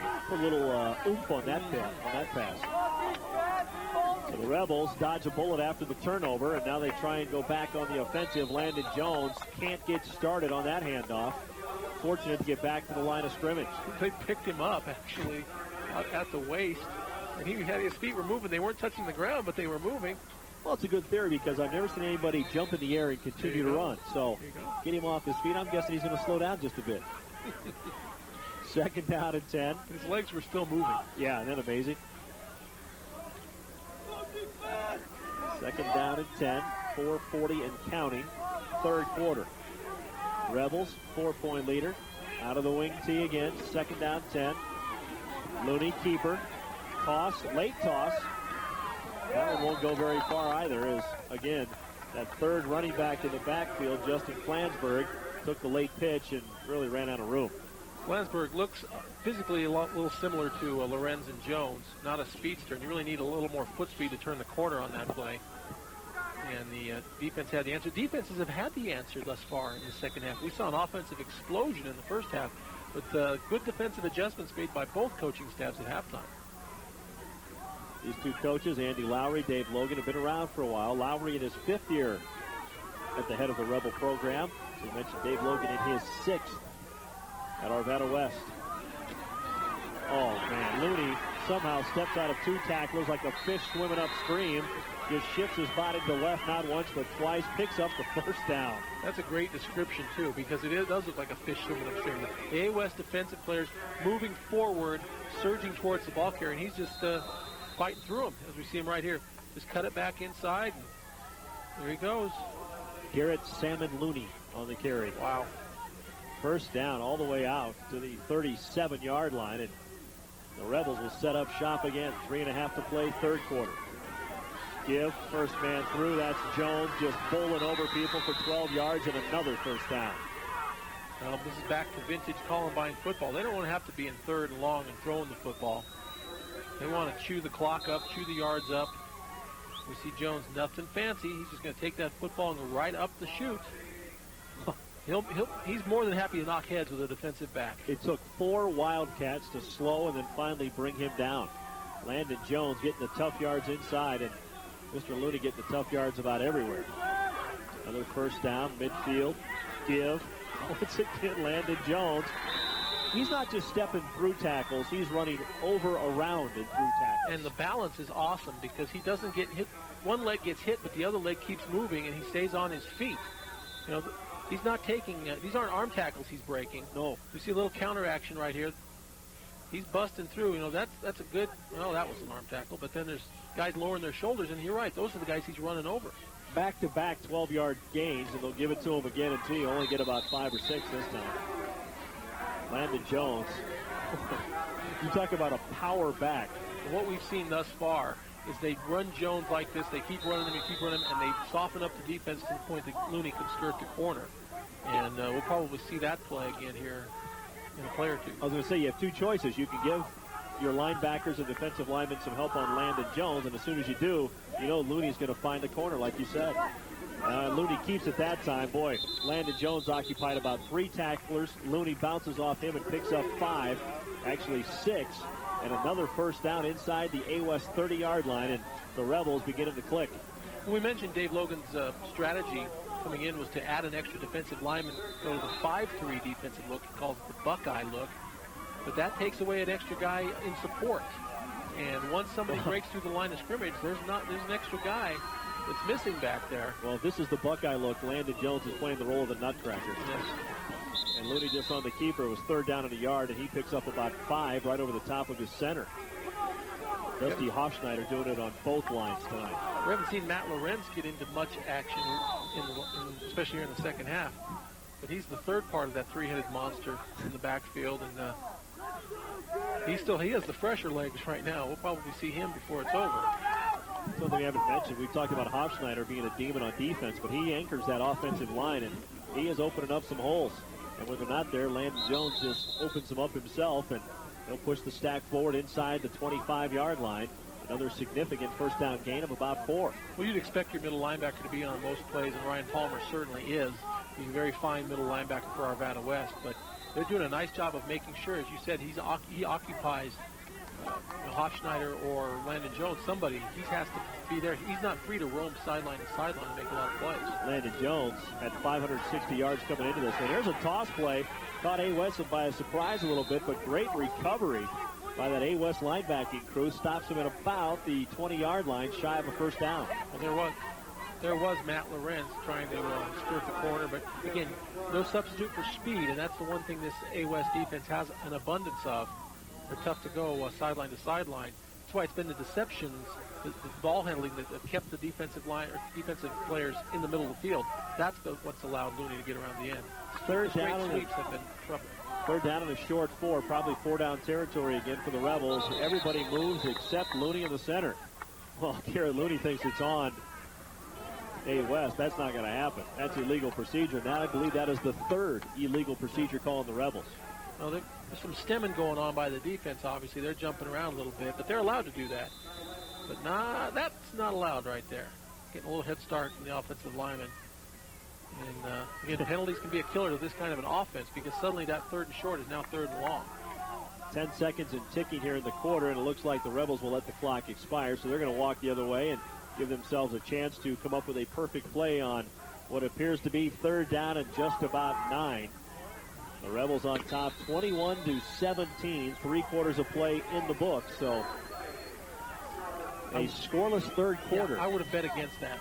Me too. I would not have thought we were going to get a scoreless third quarter, but tip your hat to the defensive coaches, made some adjustments.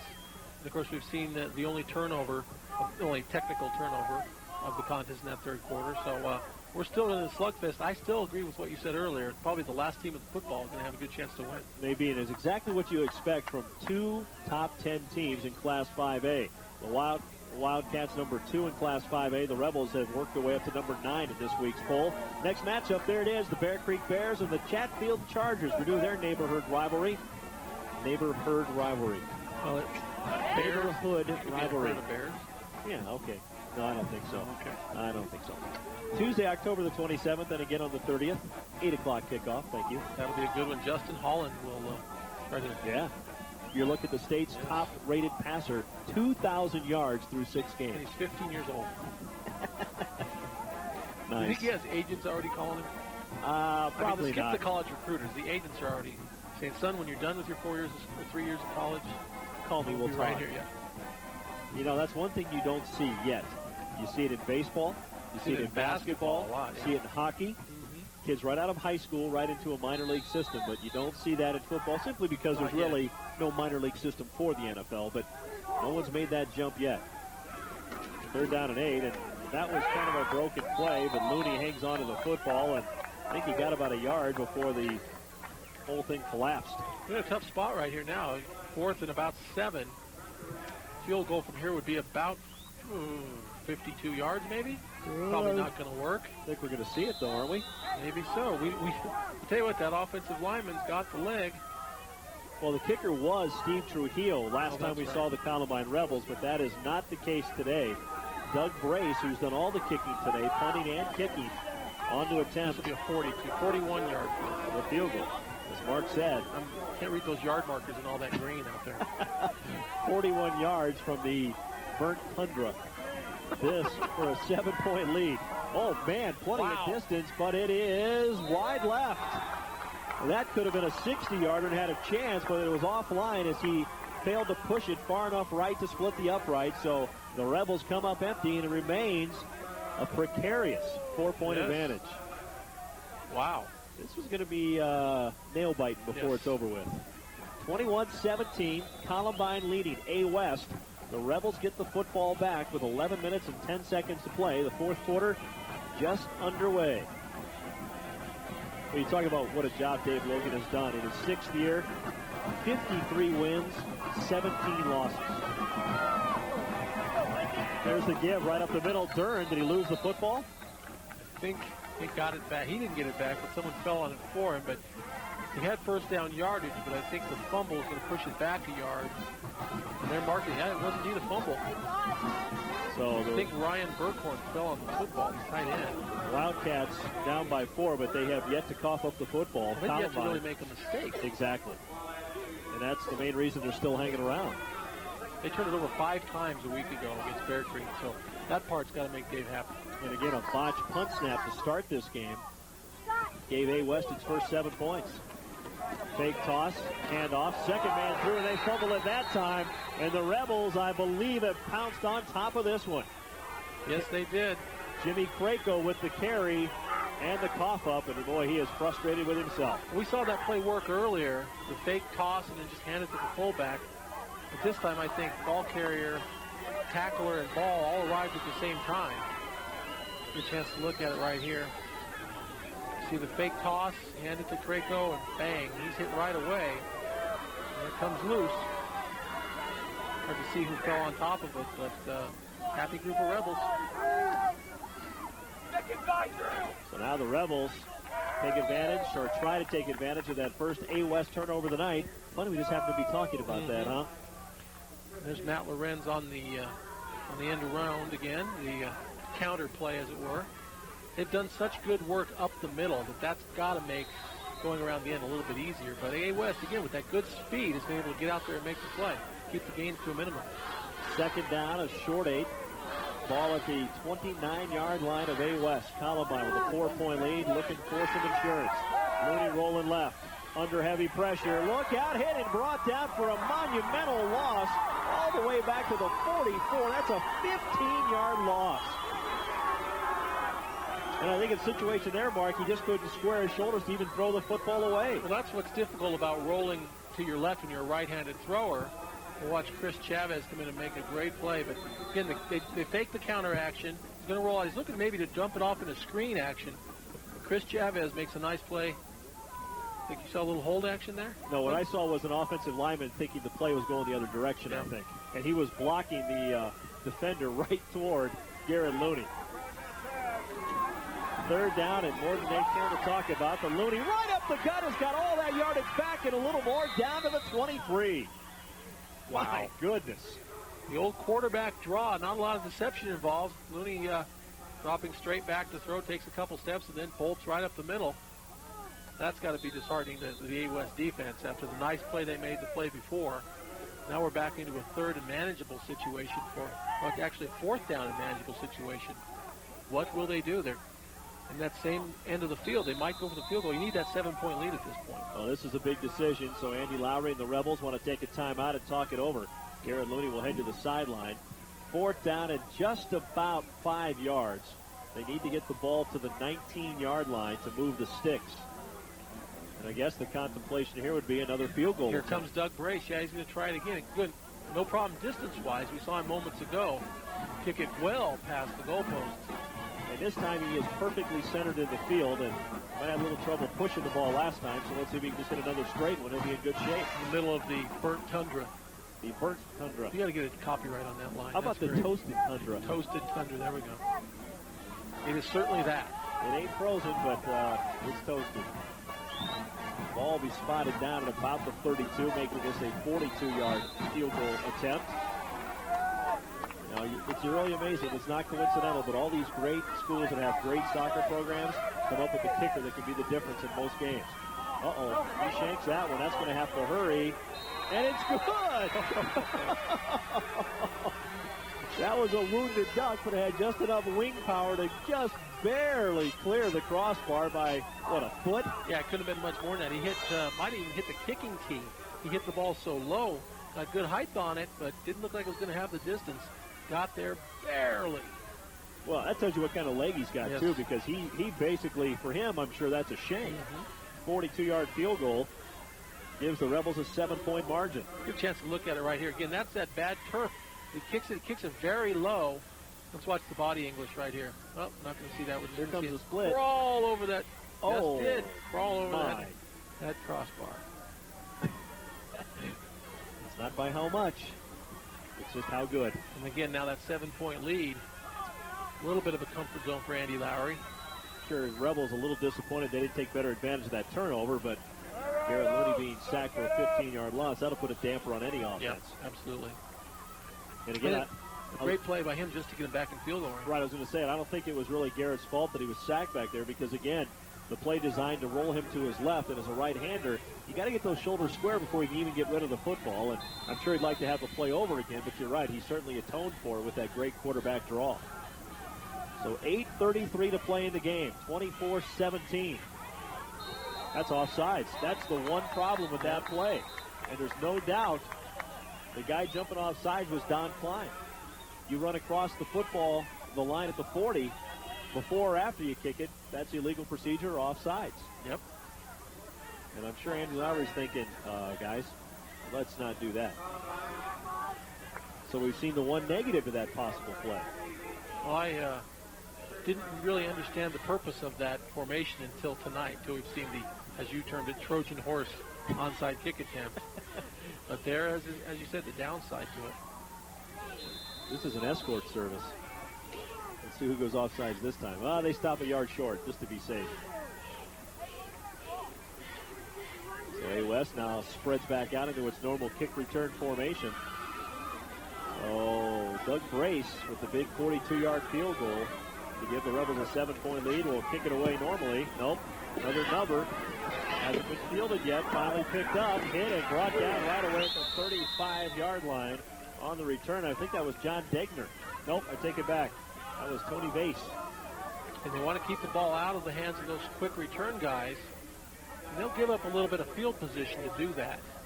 As you mentioned, A. West has been killer on kick returns. We see this ball, tough ball to field right there when it's doing that stuff. Bass does a nice job. Pick it up and just get as much as you can. 35 and say, hey, I'm the kick returner. And we're going to stop at the play. The officials, another equipment problem maybe, with the Columbine Rebels. That looks like Brandon Reisbeck. There's chin strap fixed. Good shot right there of Mr. Morales. Arvada West. The Arvada West defense been on the field an awful lot. And you wonder if Columbine's not going to be able to wear them down just a little bit as we get going. Nice long touchdown drive would do Dave Logan's team wonders right here. Oh, yes. Give that defense a rest, not to mention the 7 points. But that drive doesn't start with anything big as Duran hit for about a 2-yard gain. It's Reesbach again. Those linebackers for Columbine starting to make their presence felt now on those inside runs. Some bigger hits. A. West has thrown the football effectively occasionally, but certainly not consistently enough to really keep Columbine on its heels. 2nd down and 7. Ball at the 38-yard line. Wildcats want to advance it to the 45 to move the sticks. Clock continues to run, 7:50 and ticking. Back to throw. Over the middle, he's got a man, and that might be... Ooh. Landon Jones tripped up the receiver Sims. I guess it was inadvertent contact. Evidently, maybe the pass wasn't catchable. Garrett Looney out there playing referee also. Incomplete. Cavalieri sets up. Ball looked like it was right on target, just a little bit out of the reach of the receiver, and maybe they were both just diving for the football. Not much controversy from either side right there. So evidently, Sims might have gotten his feet tangled, and then again, Jones might have tipped that pass too. So the clock stopped at 7:44 to play, and here's a late substitution. Into the ball game is Micah Paulino. 3rd down and 7. That play just didn't have any synchronization from the get-go. No chance to get going. You got a guy running on the field, you have to tell him what the play is, and everybody's ready to go. And in all fairness to Micah Paulino, judging by how clean those pants are, I really think that's his first play of the night. Let's watch right here. Where are we going? Up. I want the ball. Nope. Center didn't snap it. You know, and the center can never be offsides. So he must have been right. Sure. Whatever. Well, I know Cavalieri expected to snap, but it didn't get there. So now that makes it 3rd down and a dozen, a far more difficult prospect.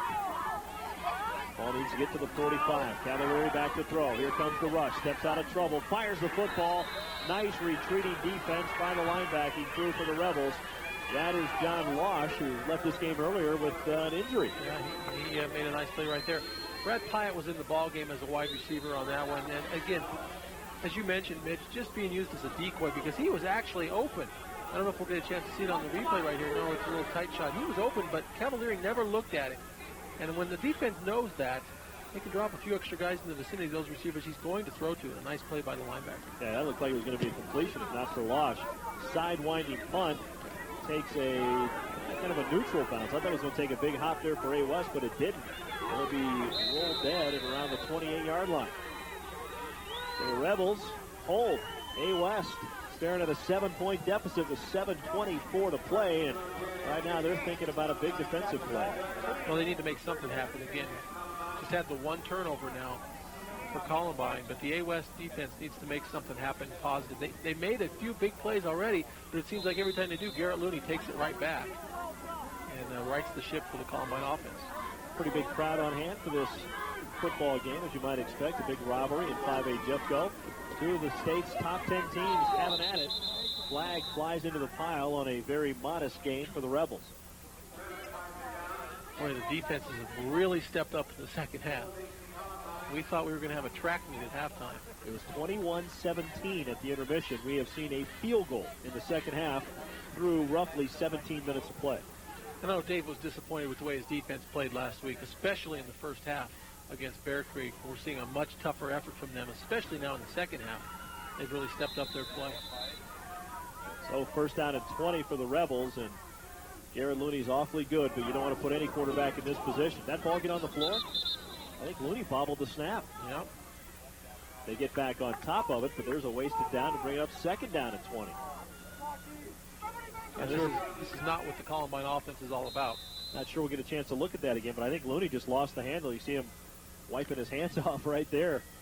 Well, he's played every down on both sides of the football. We thought we might see some of Brian Didle, the sophomore, spell him a little bit. But with this game hanging in the balance just about every snap, Andy Lowry's been reluctant to rest him at all. Second down, 20.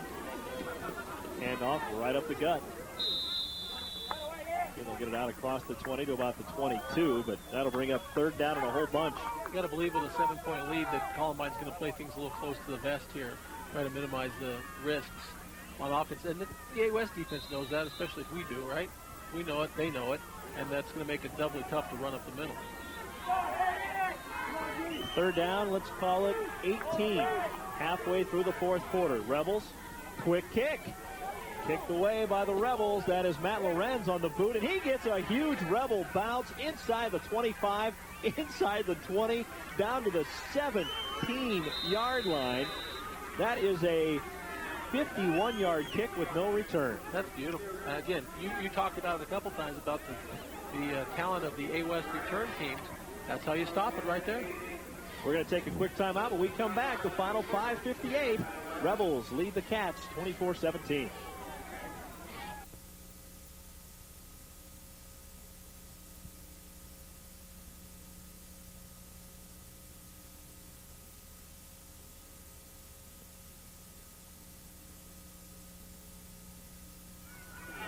First and 10 for the Cats at their own 18-yard line.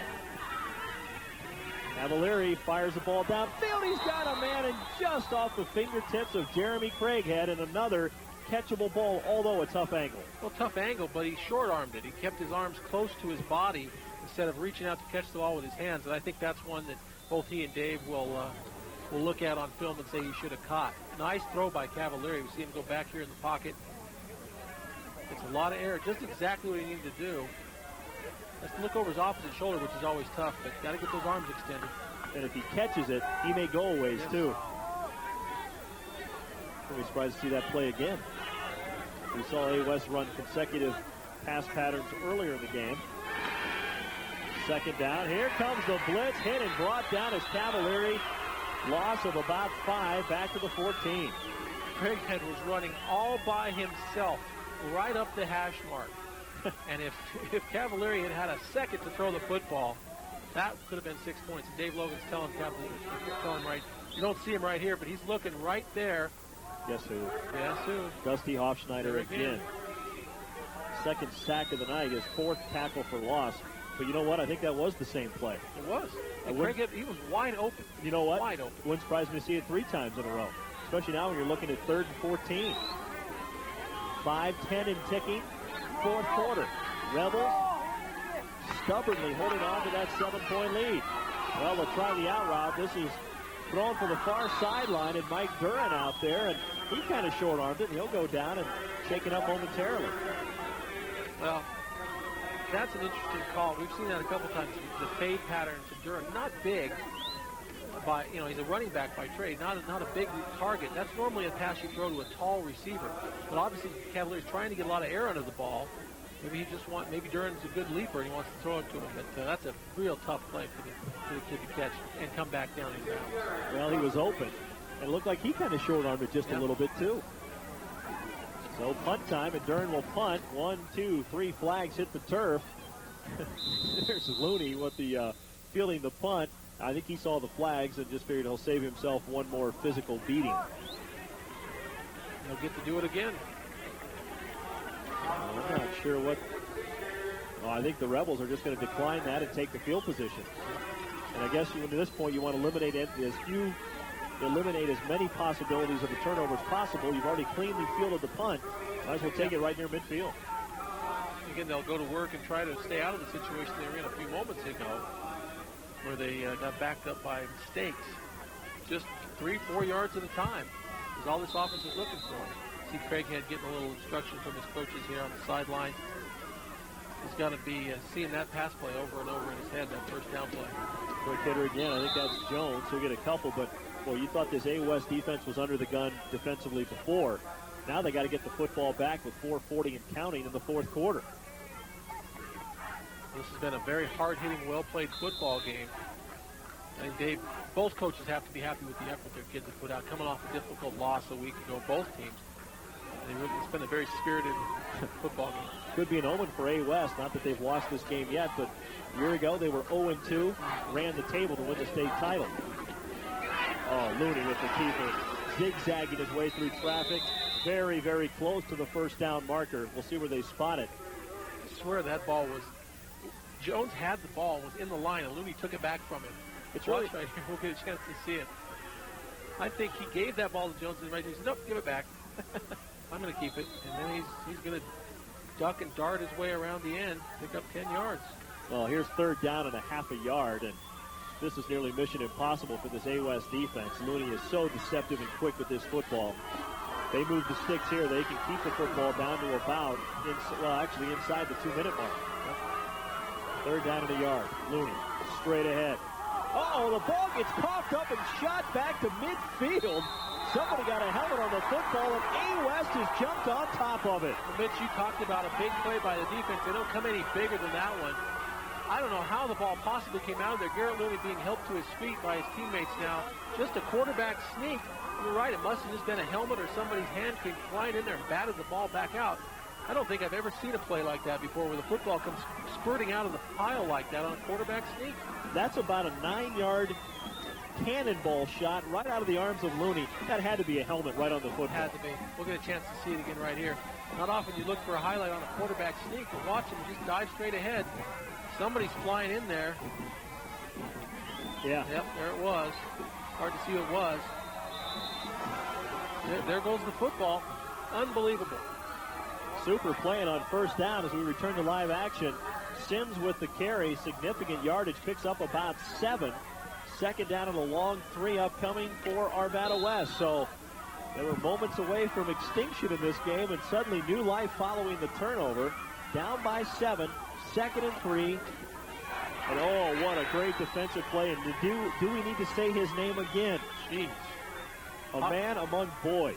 Dusty Hofschneider has just been everywhere, been shooting the gap, getting into the backfield, and it always seems to be at a key moment. That is off the top of my head, minimum his 5th tackle for loss, and he gets Sims before his Sims can get started. That is textbook. Well, he's beating his man with quickness, and he's getting into the backfield before anybody has a chance to block him. So now it's back to 3rd down and 6 with 2:33 to go. Certainly 4 downs now for the Wildcats. Cavalieri back to throw. There's that quick, slant route, and Duran comes up with the catch. One-handed grab. First down, Wildcats. Wow. That is a spectacular one-handed grab by a running back. Watch right here. Watch Cavalieri. A lot of pressure, a lot of stunning from the defense. He fires a BB. And watch this one-handed grab by Duran and Matt Oliver and Landon Jones. Here's Garrett Looney saying no, incomplete. By the way, kudos to the Campbell crew for that one. That was terrific. 1st and 10, ball at the 35. Cats trying to rally. There's a quick out. It's caught, a gain of 6. Staying inbounds at about the 29-yard line. That is Duran again. This is your best running back now stepping in because your best receiver, Pyatt, is basically unable to help you. He's in the ballgame again, but he can't do much of anything. So Duran filling the void, and Dave Logan seems calls a timeout. Cavalieri might be a little bit shaken up. He was doubled over. Let's see, Dave's going to check with him right now. Minute 50 to play. Let's reset this for you. First, we'll tell you about how to obtain a copy of this game. It's been a thriller. Call that 10-digit number on your screen, 303-465-2364. And I always let my partner reiterate that phone number. 10-digit dialing. We all know it, love it. 303-465-2364. Learn it, memorize it, buy a copy every week. There you go. A professionally produced copy by the fine folks at TCI Productions. All right, here's the situation. A minute 50 to play. Columbine Rebels leading 24-17. Arvada West, following the turnover, is on the move. Second down and 5 at the 30-yard line. We'll take a look at that first down play right here. Oh, this is another the look catch. At that great play by Mike Duran. Look at that one-handed grab. Just stuck his hand out, Velcro-like. The ball just stuck to it. Was able to great extension right there. We talked about him short arming a couple times. He made up for it right there. We need to get the cameraman's name on that one. We'll let you know who it was. That was terrific. Second down, throwing for the end zone. Look out! Oh, intercepted in the end zone. An automatic touchback, and Garrett Looney can throw him. He can also catch him. Looney with the pick, and that'll just about ice it. Again, throwing the ball up. That time, Pyatt, the intended receiver, just not able to get there. You know, they work on this all summer long, and then again, when football practice starts in the fall, the timing. So Cavalieri knows where Pyatt's supposed to be on that ball. Pyatt could not get there. He was about 5 yards short of where he would normally be because of his foot injury. Yeah, and that was also double coverage back there, which makes you wonder a little bit too. But nonetheless, you go to your bread and butter, the guy that's gotten it done all year, and Pyatt certainly has. And this will be a little more standard handoff. There'll be no sticking in and grabbing back out here by Looney. No, they're going to play it extremely close to the vest. Hats off to the Columbine defense right there. Very demoralizing the way they ended up back on the field with that weird fumble. Well, we have quarterback sneak. We have to pick a player of the game, and there's no doubt in my mind who it would be. I'll let you say, and I'll tell you if I agree. I think it's Dusty Hofschneider. I agree 100%. Offensively, he's the center on that offensive line. Defensively, just everywhere tonight. Second down and 9. Of course, the folks in the truck have a few votes for Mr. Looney as well, but they go for that offensive guy all the time. The glamour guys, that's all they care about. We like those guys in the trenches. Right? Yeah, guys that get dirty, work hard, like us. That's right. We're in the trenches. There you go. Third down and 9, and A. West will burn a timeout. And my recollection is there's nothing on the scoreboard to tell you, but I think that might be the last one. If they've got one, that's only one. So they took a timeout on that last offensive series. Well, somehow you figured that when it was all about to be decided, Garrett Looney would be in the middle of it, either on offense or defense. Certainly he was. Right man at the right time, playing free safety back there, center field. And the right man to make that key interception. Well, we kind of thought that the team to have the football last might win this one. That theory may be blown up here momentarily, but boy, it was a nail-biter to the last minute. Both defenses were so good in the second half. I mean, again, talked about the idea of a track meet at halftime when it was 21-17, and not 21-17. I mean, with big plays with 21-17 in the first half. Defenses really stepped up their play in the second half, and it's going to be a defensive play ultimately to decide it. Third down and a whole bunch. Andy Lowry hustles himself off to the far sideline. Looney, keeper, rolling right, hit in the backfield and brought down, and look out, here comes a flag. And Mark, what would that be? Well, his head snapped back, so I got to believe that's going to be a face mask penalty. Could be the 15-yard variety. We saw two different flags come in, one from quite a ways away. Yep. And if we could see it from here, they could see it from there. And that's what it's going to be. And that's really too bad because a normal tackle results in a 10-yard loss in a punting situation. On third down and 9, it becomes an automatic first with the personal foul. That is a 15-yarder. Well, they mark off. Is that a 10-yard mark off? Well, it's probably from the point of the foul. But I still thought that 15 would have gotten to the first down marker. They're moving it as if nope, it's not an automatic first down. We're going to look at the 3rd and 2 now. Isn't that an automatic first on the personal foul? I thought it was as well, but evidently it's not. Well, pardon us for being confused, but I thought all 15-yarders were an automatic first. Oh, we're college football guys. And it wasn't a minor No. face mask because it was more than 5 yards. Not that that penalty really exists in high school. So now it's third down again. Third down and 2. Clock running, though. We're down to 28 seconds to go in the game. Quick hitter right up the gut, and as he's done all night, Landon Jones gets about 4 more than he should.